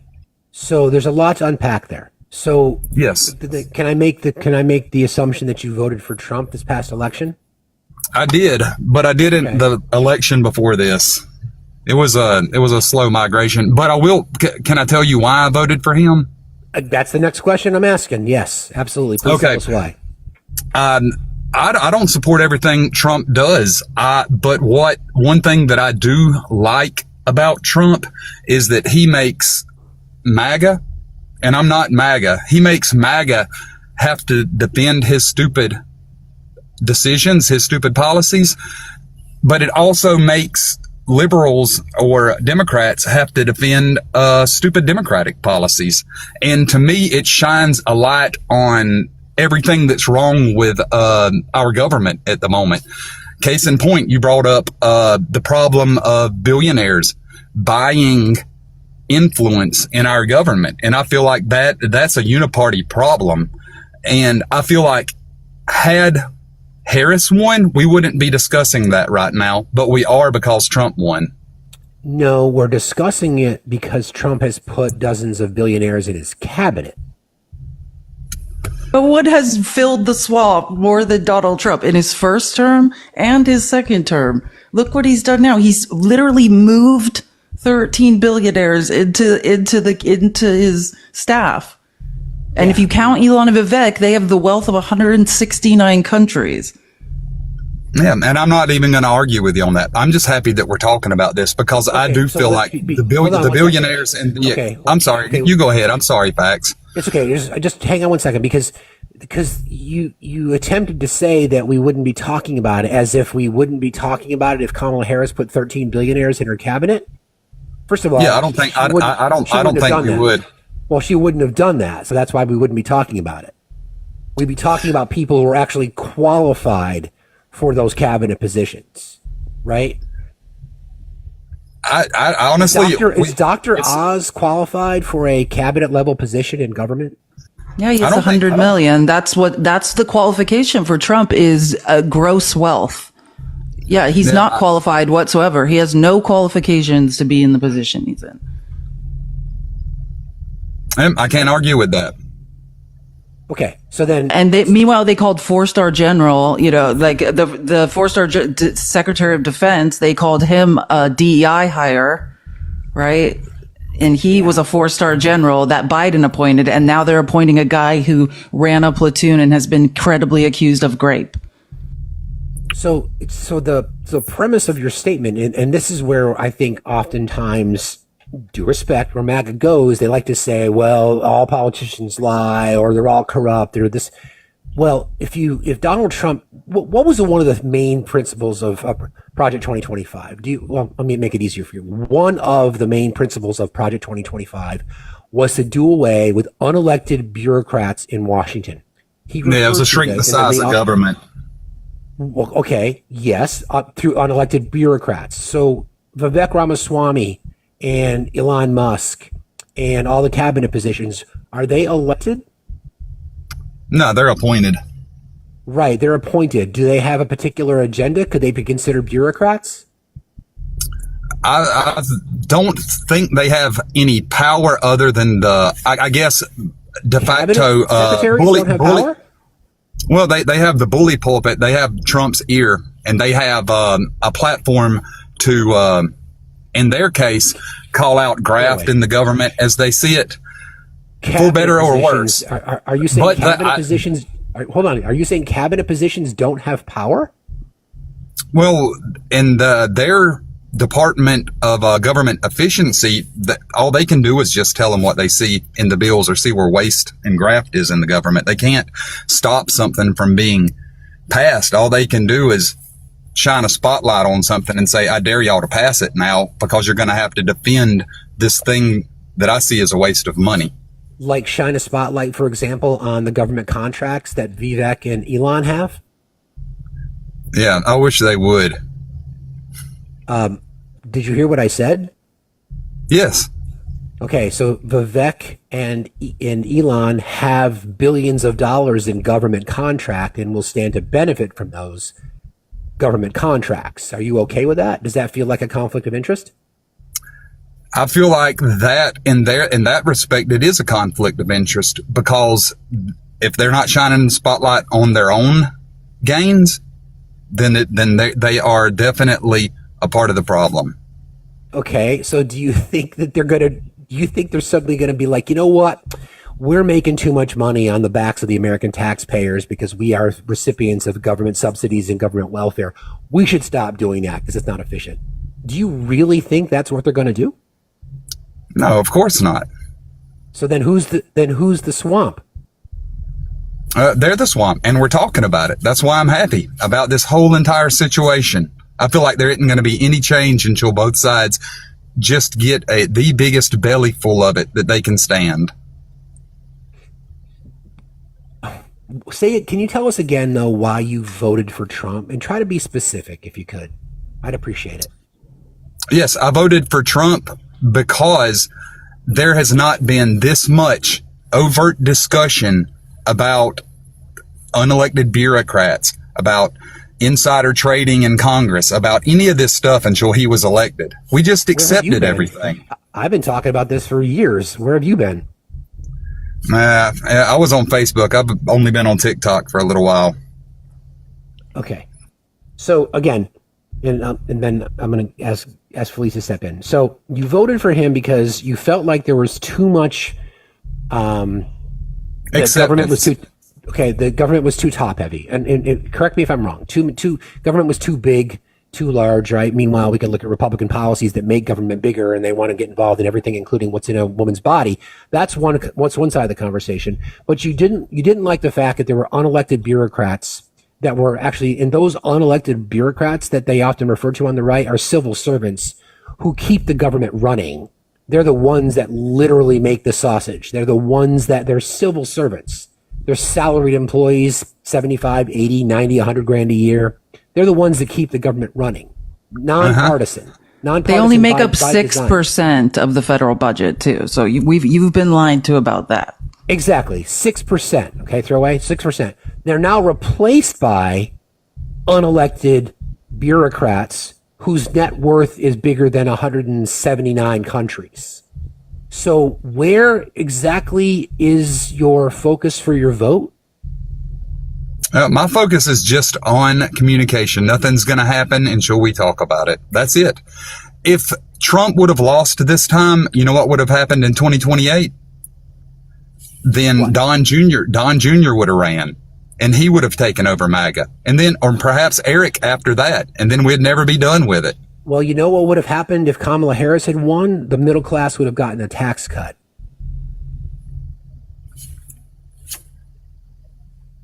Yeah, that was her tax plan. I mean, that's a true story. And just so you know, since 1980, right, there's been huge transfers of wealth.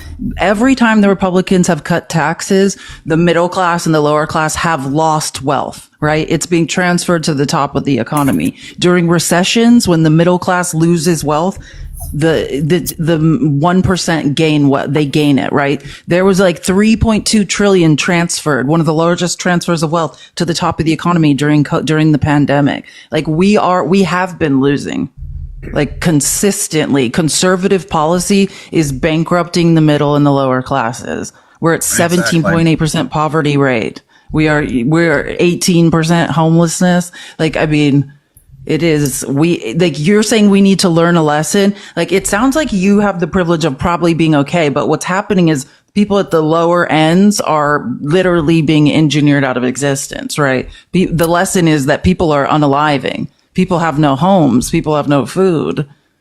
Wealth inequality is just growing greater and greater. Yes, and we're not going to be able to, in my opinion, and this might sound drastic, but we're not going to be able to, elect our way out of it or government our way out of it. It's almost going to come to another French Revolution, in my opinion. Why do you think we can't elect our way out of it?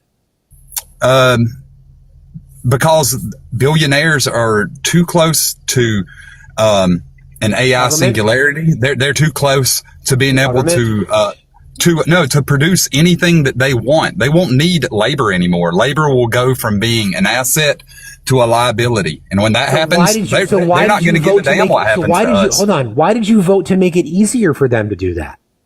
He's an accelerationist. He's saying he's hastening the end to start over, I think. Yeah. I'm a nihilist. I don't think that there's anything good in the current setup with our government. I just want it to all come crashing down, and I want us to build it back up. But you couldn't vote. You couldn't vote for an opportunity to do that through non-nihilistic means, meaning you vote for Kamala Harris, you get access to more health care, you get a tax cut, you get protection for women's bodies, and then we start electing progressives down ballot who will literally change our society for the better. You couldn't see yourself doing that. Instead, you chose to light the match? Yeah, and in the past several decades, we've had way more Democratic leadership than Republican leadership, and it's steadily gotten worse anyhow. That's not true. Do you know what a bicameral government is? What do you mean? Do you know what a bicameral government is? I don't. Can you define it, please? Sure. So I know it's the argument that the right likes to use. Like 12 of the last 16 years was a Democrat. Bicameral means you've got a legislative body, you've got a executive branch, and the power shift goes back and forth between them, meaning that it very, very rarely does the party in power, the executive branch, have control of Congress. Okay, I understand what you're saying. So we can't use that argument, right? And if that's the case, so from my perspective, and I'll be objective, and I want Felice's opinion on this as well. If we look at the last 40 years, the reason that you think the system is all fucked up, in my opinion, and I agree, is because of Republican policies favoring the rich. Tax cuts every single time they take power. The wealth gap gets wider and wider and wider and wider. That's not a coincidence, Throwaway. That's not a coincidence. Going after public education, going after health care, going after Social Security, Medicare, Medicaid, going after women's rights to their body, suppressing the vote, banning books, basically wanting to eliminate the, gay marriage, wanting to harm marginalized communities. So isn't it safe to say that from an elected perspective, that particular ideology is the ones that are actually destroying America? Yeah, I feel like any program, any new department that we start in the government just creates a new, like Doge, funnel, a new funnel for taxpayer money to go to the billionaires. Like Doge, you mean? Like, and our decline started in, our debt started, the acceleration of the diminishing value of our money really started whenever we left the gold standard and kind of pegged ourselves to the petrodollar. Then LBJ's Great Society it was supposed to pull people out of poverty, You mean like civil rights, like protecting marginalized groups through civil rights amendments? No. I'm talking about all of those programs, but all it seemed to do was just make rich people richer and poverty stayed the same. No, that's not true. The deficit, you can look at Democratic policy it actually lowers the deficit. Biden lowered the deficit. You just don't understand, because what happens is there is such a dramatic effect from conservative policies, right? These tax cuts, deregulation where the rich get richer, things like stock buybacks. Like, I mean, Nixon was the beginning, right? But he didn't do too much damage. And then Reagan that was the beginning of the end. Once we gave corporations power, we said money is speech, basically, right? We allowed super PACs, we allowed billionaires into politics. I mean, all of these things, we allowed the concentrations of corporate power, like, corporations equal people, equal First Amendment rights. I mean, all of these things are what ruined it. It's conservative policy. I don't think Democrats, and I'll give you this, I don't think moderate Democrats go far enough, right? Like, we are the only modern country, we're the only developed country that does not have universal health care. At minimum, we shouldn't be paying to go to the doctor. We are like a third world country.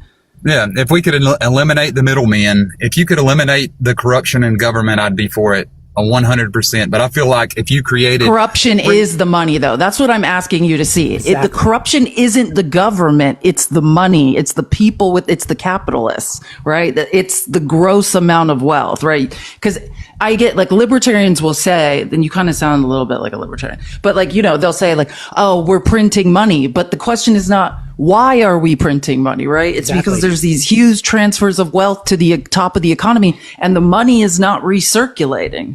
Right? If we don't print money, people are gonna starve, right? The problem, you got to follow the money. The problem is the gross concentration of wealth at the top of the economy. So throwaway, the world's top 1% of earners own more wealth than 95% of humanity. Right. And all the U.S. billionaires collectively have, I think it's $4.75 trillion. Even if we seized every bit of their stuff, our government's so bloated that it wouldn't even pay for a year of federal spending. Once again, and one time. I'm challenging you. You're thinking about this backwards, because Felice just pointed it out, right? Everybody says it's the corruption in government. It's the money. It's the influence of money over government, right? Yeah, it's bought and paid for politicians. I think that we would go a long way if we just publicly funded elections and got and allowed no contributions. Everybody had the same set dollar amount to run on. Great, that sounds great to me. Get rid of Citizens United. Totally agree with that. But that's not the system we have now. Why do you think Citizens United has not been overturned?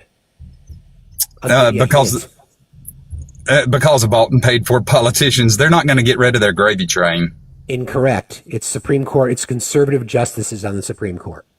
That's why.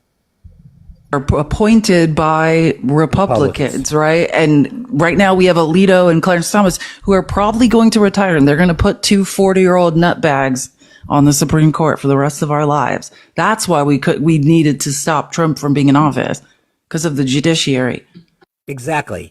So throwaway, I just think your thinking is backwards. Now you talk about how there's things that we agree with. 10 toes down, I agree. Way too much money, ban insider trading. I'd go a step further. I would say that if you were ever a lobbyist, you cannot serve in government, and you cannot become a lobbyist after you've served in government. So I'd go a step further, right? Term limits, we can debate. We have elections. That's what elections are for. I would certainly put an age cap on whether you can serve in government. I don't mean to be ageist, but let's be real.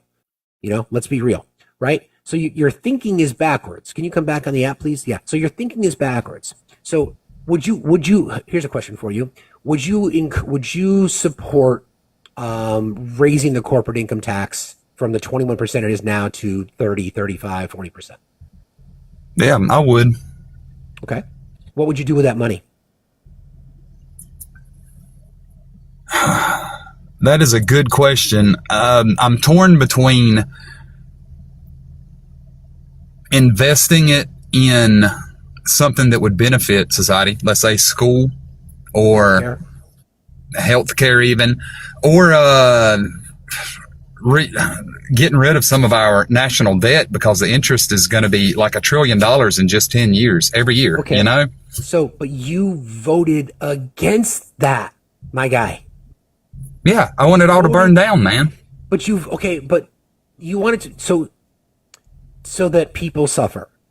So that people at the bottom, marginalized Billionaires won't communities- suffer when you burn it down. billionaires are gonna That's suffer. when the transfers, the busts, the recessions, that's when the wealth transfers happen. They do fine.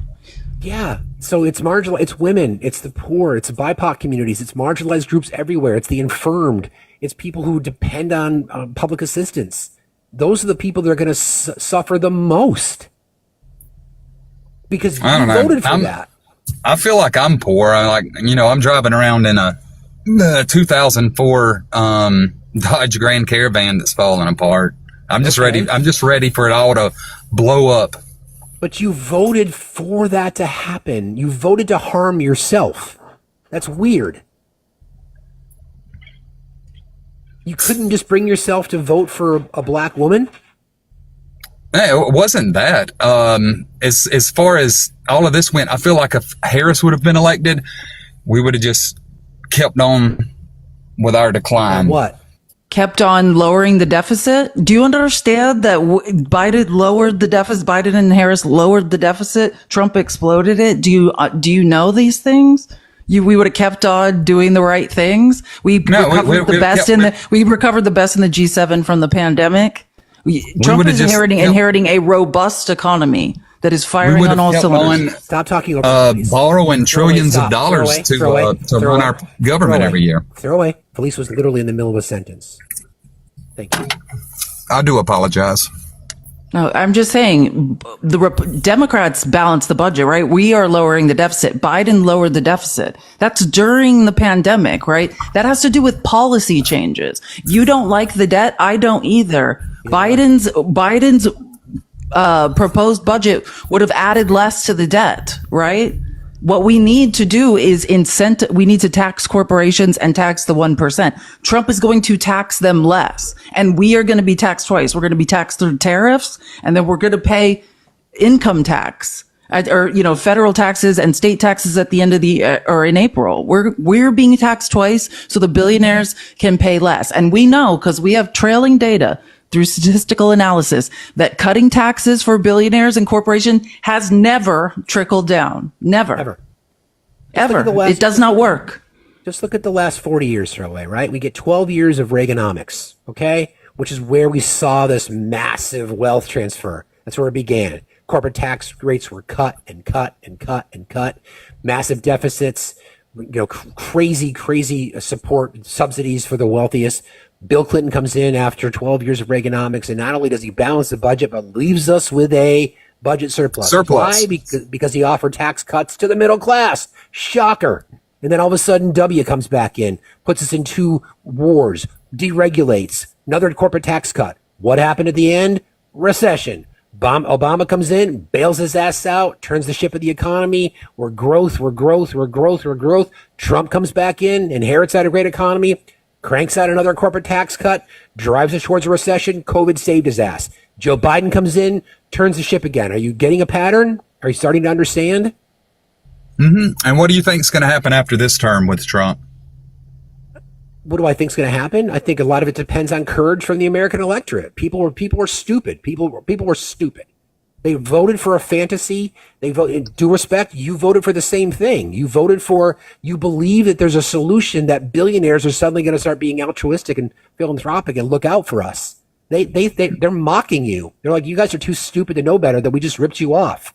That's what. No, I don't think billionaires are altruistic at all. Then why did you put them in power? Because I think that because I feel like they'll show their hand and everybody will stand up, and then we'll have a clearing of the board. And more women will lose their lives, and more marginalized communities will suffer. Maybe they'll stand up too. I mean, I just want everybody to stand up. Haven't they been standing up? We have been standing up. Are you not? Like you're speaking from the place of ultimate privilege, right? Serious. Yeah. Like it's crazy. You want to punish the disenfranchised. You're saying, I want people who have been suffering for decades, for hundreds, for centuries to suffer more. And the people, and in doing so, what will happen in the next 4 years is you have hastened the concentration of wealth at the top of the economy. You're allowing more deregulation to make that happen. Like, if you're a fan of capitalism, think about it. We have 3 grocery chains. Well, thank God the Kroger-Albertsons merger didn't go through. You can get groceries at Amazon. You get groceries at Walmart. It was going to be Kroger-Albertsons. You know, there's a few other private ones, Publix, but there's only like 5 grocery store companies anymore. Do you know why? Because conservative policy made it so wholesalers could sell give cheaper rates to chains, and then they bought up all the mom and pop grocery stores. Capitalism requires competition. That's how prices stay low. Now we have just a few billionaires that own everything in an industry, and they price fix amongst each other. Exactly. You are punishing yourself. That's what I'm trying to tell you. You are punishing yourself. The CNN's parent company, right? The guy that owns it was like, as soon as Trump went public and said, oh, Hollywood, the entertainment industry is ripe for mergers. They consolidate into just a few companies and then they price fix. If you want capitalism to be healthy, right? And then they price out small businesses. Trump literally made a True Social post and said, anyone with a cool $1 billion, right? I will deregulate environmental regulations. He'll let them pollute anything. If you're a billionaire, if you have $1 billion to put in the pot, you get special rules. Now, do small manufacturing companies trying to make it get special rules? No, they're going to be priced out. They're going to go out of business. Capitalism, this is late stage capitalism. We can't go, it's never going to be healthy again. And you are in the same boat as us. We're all being robbed. Think of it this way. So your nihilistic views on things about burning the whole system down, who's going to recover when it does? You think we are, or do you think the billionaires are? I think it depends. It does? Yes, it depends. Sounds like you're trying to defend your stance. Billionaires have private armies. They have islands. They're going to be fine. They're not going to be burned down. Yeah, it depends on what. Throw away. I think it depends on how much everybody else wants to stand up. I mean, we're the most well-armed country in the entire world, so. Okay, so you have this fantasy, this Rambo fantasy that we're going to go up head to toe with toe to toe. That's the most ignorant thing that white males say. That's what happened in the French Revolution. So okay, do you understand it's not the 1700s and we don't have single shot muskets? Are you aware of the American military? They will unalive all of us before we won't be fighting people. The drones will come from the sky. Like, I cannot believe you believe what you're saying is intelligent. That's why we have to reform. Revolution, we lose. We unalive. That's right. I don't care how many ARs men in the South have under their bed and that make them feel like men. That's the delusional thing to say. It sounds like, you're ready to just let the billionaires do whatever they want to do because we can't defeat them anyway. Absolutely. Is what it sounds like. They're doing the exact opposite of what you're letting them do whatever you want. You gave them carte blanche. You put them into government. They are going to deregulate and do whatever they want. That is what you did. So Trump had Elon Musk, a billionaire, supporting him. Harris had 90 billionaires supporting her. That's again. That's not true. That's not true. There's about 2/3 of the billionaires that contributed to the 2024 election are on the right. There are billionaires on the left, but it's a higher concentration on the right. But it just sounds. And now they are in office. And just to be clear, Elon Musk gave $277 million to getting Donald Trump elected. Do you know he's made $270 billion? Since the election, this man is now worth $270 billion. Like a $277 million investment to gain $270 billion in wealth. So it's easy. All I'm saying is that both sides are bought by the billionaires, and it sounds like you would rather not even fight them. throw it again. You're not going to see. You're attempting to try to change the entire Both sides in the argument is false You're the logic. one you've accused Felice and I of wanting to just let the billionaires do whatever they want. You voted for it. We didn't. You voted for that. We did not. You voted to have billionaires in a cabinet. You voted to burn it down, knowing full well, in your ignorance, you're unwilling to admit it, knowing full well that the mosquitoes, the insects that are billionaires, are the ones that will survive the apocalypse. Not you and I. You voted for that, not us. So stop trying to spin that to think that you're the one that's defending the rights of the little man, because you're not. You're driving around in your beat up minivan expecting the billionaires to bail you out. Are you fucking kidding me? And then I never expect them to bail me out. I just expect them to show whom they really are, and for everybody to get sick of it. That's it. We are sick of it. You voted for it. And I'm sick of it. You voted for it. You're the one that said, you know what? I want to burn it down, but I'm going to let the billionaires hold the match. And do you understand the difference between billionaires investing in democratic policies, a budget that will tax them?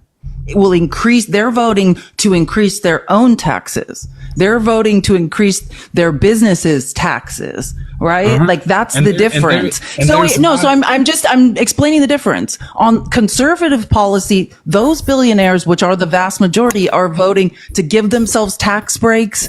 So the ones who have given Trump millions, they're now next to him. They're getting government contracts. They are the swamp. They are getting kickbacks. And outside of government contracts, please understand, all of these billionaires surrounding him have stock market investments in the military industrial complex. The real waste in government that you're talking about is in the American military, and they are all profiting off of it directly. Listen, Throwaway, you might feel like you've got, the majority of the country's best interests in mind, but you're selfish, and you have to accept that.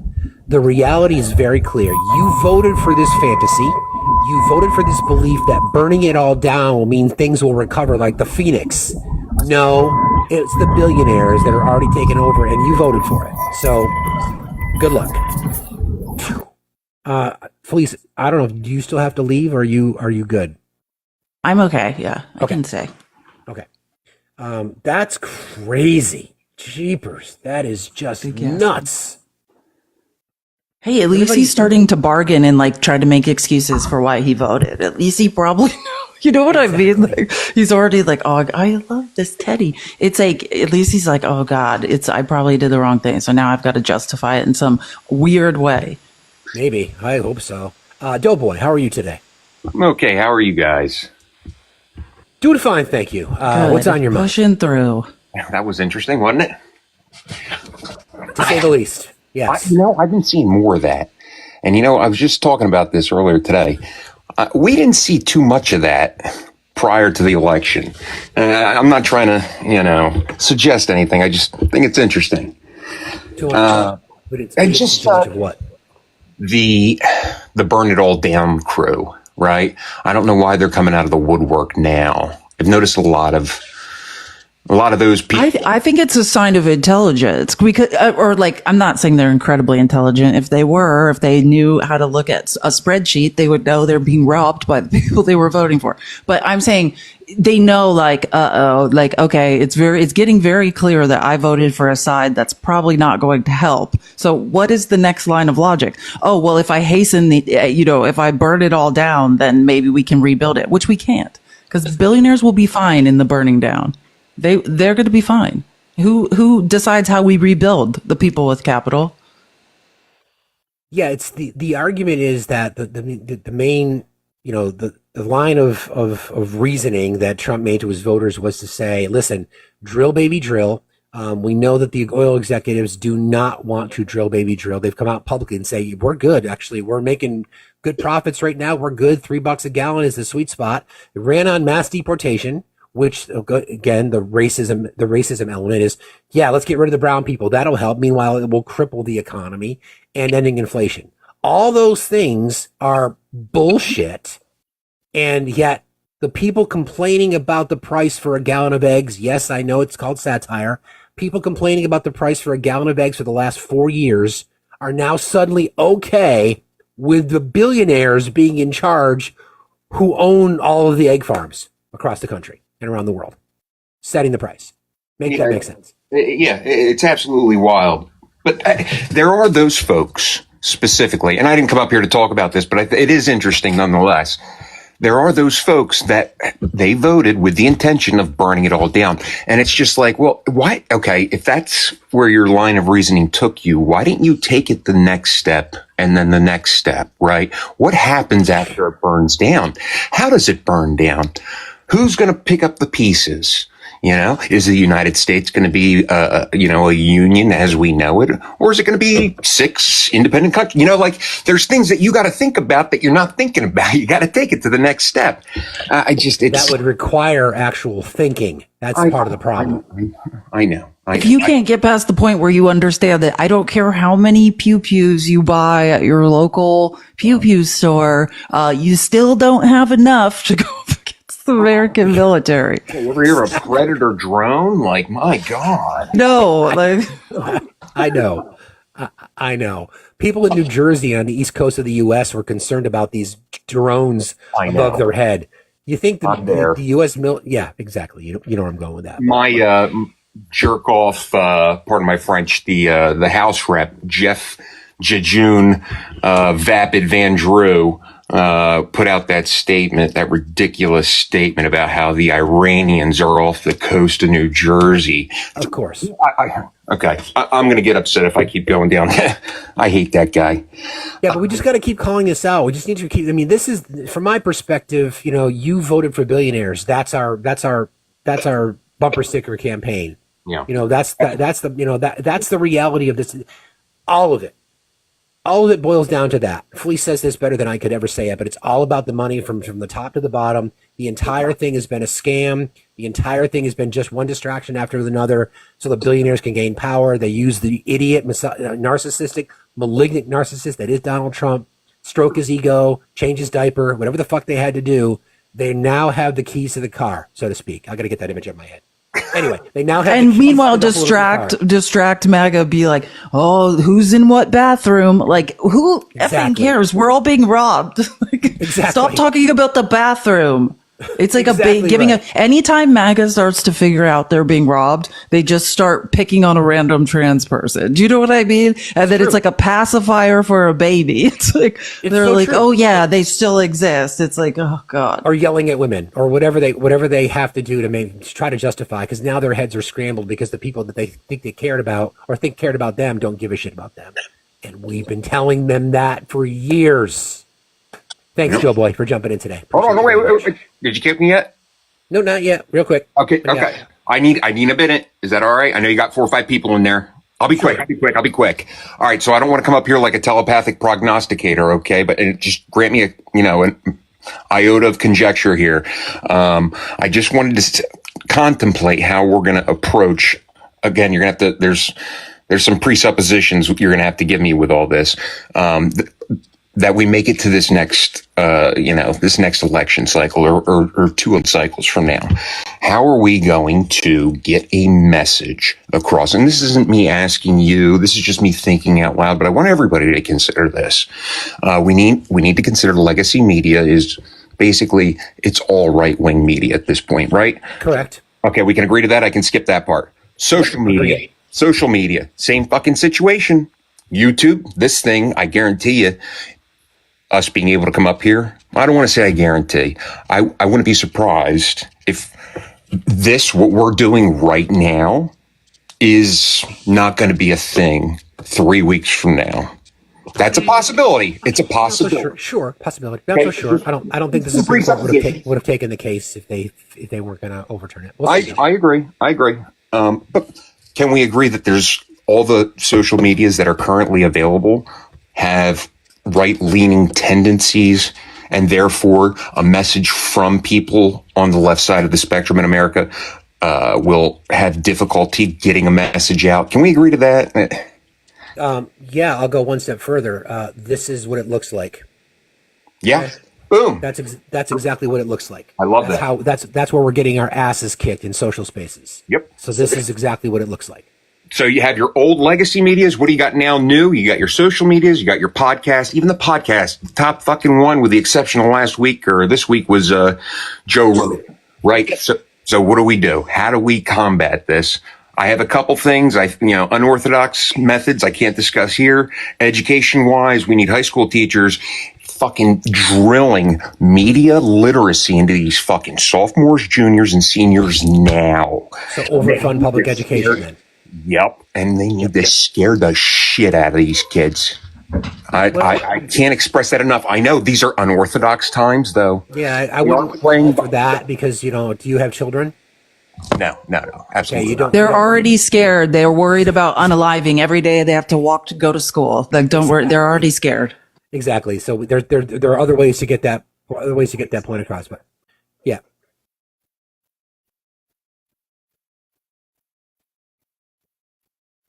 Yeah. Okay. Thanks, An MLM approach. We got to get 10 people in our downlines. I like the way you're thinking. Holy moly! Wow. I'm to Mary Kay this. Yeah, it's like with Amway. We're going to Amway our way to prosperity. Hey, Dan, how are you today? MLM us to the win. Hey, Exactly. Steve. Hey, Felice. How you guys doing? Excellent. Thank you for being here. What's on your mind? Thanks for the conversation. It's been really very interesting. I was listening to what's his name that was talking about blowing everything up to make sure it comes back together afterwards. And I was just thinking about history. Is that when we look at what happened during a revolution, we had our forefathers we were very fortunate we had our forefathers because they actually had a plan. It wasn't just blowing up and getting rid of the Brits, but they actually had a plan for creating a whole new government. And I don't see that with people that are talking about, the Civil War or anything like that. They just want to blow it up. Is that your impression too, or? Yeah, there's no plan. They're not forward thinkers for sure. They haven't modeled it out. Could just get an AI to ask you if that was a good idea. I don't necessarily think it's Elon and Vivek's plan to blow it up. I think they just see they want to continue to manipulate the government to benefit them and their other corporate cronies. Yeah. So I guess that would be blowing up the traditional norms, right? Removing guardrails, the unregulation of capitalism is exactly what they want, right? Yeah. It's that was like throwaway 77. I mean, he made so many points that just failed to hit with me. But one point he did make, which I thought was interesting, was that he felt somehow or another that people generally aren't aware of the situation taking place with billionaires taking over. So in other words, he's not taking responsibility for not educating himself about what's going on. He's leaving it up to the billionaires to basically shoot us in the head to prove that we shouldn't be in front of the bullet when they fire it or something like that. I mean, it's a self-destructive sort of reasoning, and if we do happen to blow it up, as he says, we don't have enough educated people around to put this whole thing back together again. I mean, it's a death wish, really. Have you noticed? I could not agree more, Dan. I'm going to follow you, but have you noticed the the tendency in America lately to blame the victims? It's the craziest thing. Hey, let's never hold aggressors accountable, right? Or the way MAGA is like, the Ukrainians have been occupied, invaded, and are being massed alive. And they're like, well, these Ukrainians should just give up. Like, this is their fault. I don't understand that. I really don't. The part to me that fascinates me the most is that the assistant to the assistant manager at the Waffle House seems to think that they're going to be a billionaire, which is why they simp for billionaires. It is amazing to me. The same group of people that have complained about everything for the last 4 years, corruption in government, deep state, not even know what the fuck it is, and all of a sudden now we've got billionaires in charge. They're going to fix shit. It is so. This is the power of right-wing media. Been talking about this forever. They have convinced their voters that it doesn't matter what you see over there. Ignore it. It's the bathroom issues. Yeah. It's the immigrants. It's women with too much power, et cetera, et cetera, et cetera. It's the distraction. Don't watch what my other hand is doing as it reaches right behind you and grabs a wallet out of your pocket. Why? Yeah, exactly. Watch what's in front of you. Yeah. Thanks, Dan. I And appreciate Mark it. Cuban said something interesting on X. You know, he was challenging Vivek's stupid post about about everything, and he was just saying like, college is where you learn to think. And he's like, that's why people need to go to college and that is what you learn. You're not learning like necessarily what specifically you're going to do in your career, but you're learning to critically think. You're learning to challenge authority. You're learning to source accurate information, right? And it's like, we don't have enough people in America that have learned to think, right? So then when they're exposed to Fox News, it is so much more potent. Like if you've learned to think critically and you hear that Fox News rhetoric, it's just like, what the is this? But if you haven't, it is like crack, it's a simple answer, So Felice, you may not have met Marty yet, but Marty has come to see the light. And so Marty, thanks for being here. We got to speak a little bit yesterday. Your story is just intriguing to me that you finally realized like, holy shit, you were deep in cult and now you're not. Oh, I lost you. Marty, are you still there? Did you say, sorry, I'm working? I think so. Are you still there, Marty? That's unfortunate. I'd love to talk to you. But here we go. There, you're back. Marty? Why don't you request again? I do this every day and we can have that conversation again. I've got time for one more guest. We'll bring up Jeff and then we'll wrap for the day. Marty, we'll get you back up here. Jeff, how are you today?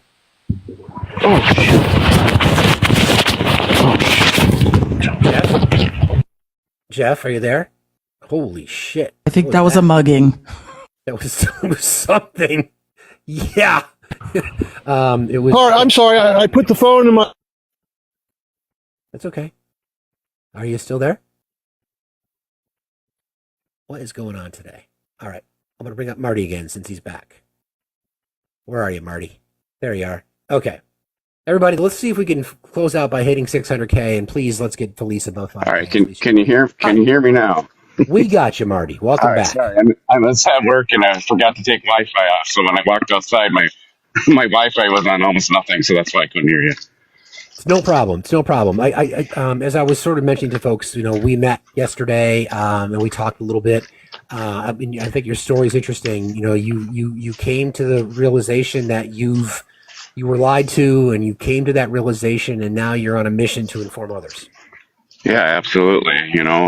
16, got sucked into something that is not me as a person at all. I got sucked into it. I was made, they gave me my opinions, made me feel like they were going to do something for me. And then, went through a long process to try to get out of it. And it took my family to do it. And they kept coming to me and kept coming to me. And eventually I got that seed that they planted of letting me know, hey, look, this guy isn't who you think he is. He's telling you lies, and you're not this person.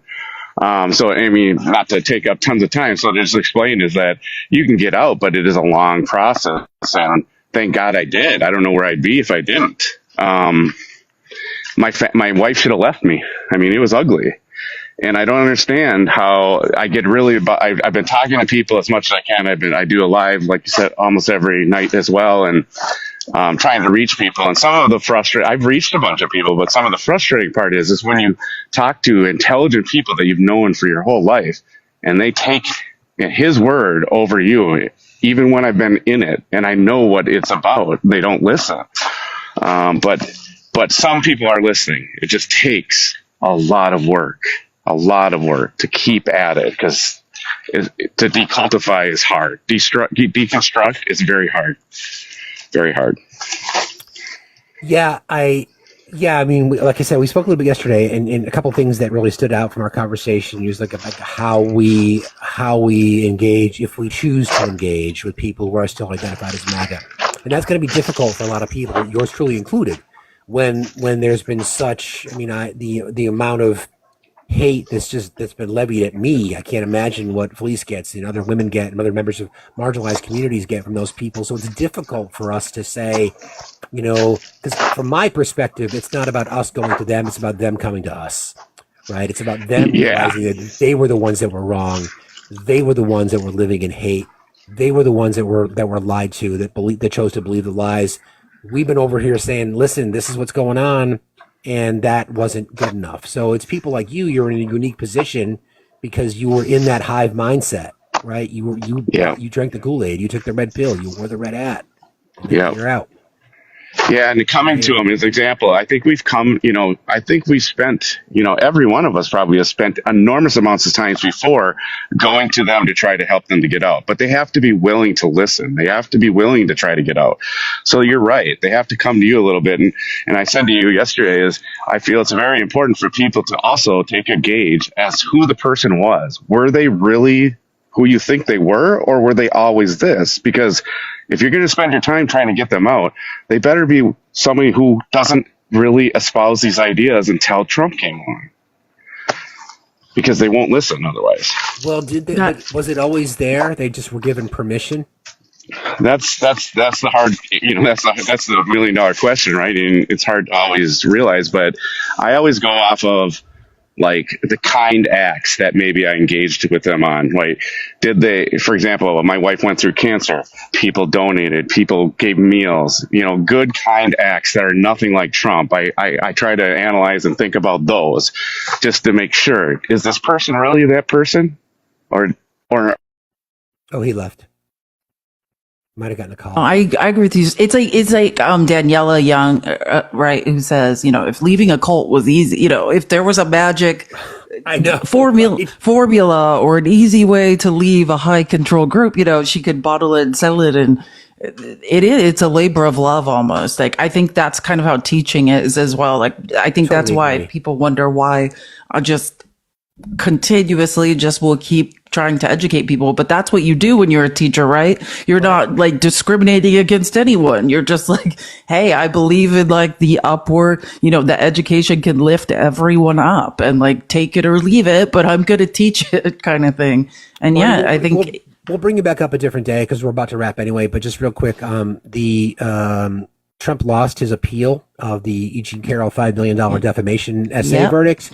Federal Appeals Court today upheld a $5 million verdict that E. Jean Carroll won against Donald Trump when a jury found the U.S. president-elect liable for SA and later defaming the former magazine columnist. A unanimous 3-judge panel of the Second U.S. Circuit Court of Appeals in Manhattan rejected Trump's argument that the trial judge should not have let the jurors hear evidence about the Republicans' alleged past misconduct, making the trial and verdict unfair. So democracy and justice prevails. And that's why we need those judges inserted into all the federal judges confirmed. Literally just grabbed that thought from my head. I was thinking the exact same thing. So we shall wrap. So Felice, it's always great having you here. The next time we speak, we will be looking at a new Congress. The next time we do this together, we'll be looking at a new Congress. That's true. Will that be Friday? Well, Friday. What day is that's the Wednesday's the first, second, third. Yeah. Okay. Cool. Yeah, we'll do the people's receipts on Friday together, guys. 11:30 Pacific or 11:30 Pacific, 2:30 Eastern. I'm doing the people's receipts today. I will be doing it, so hope to see you guys there.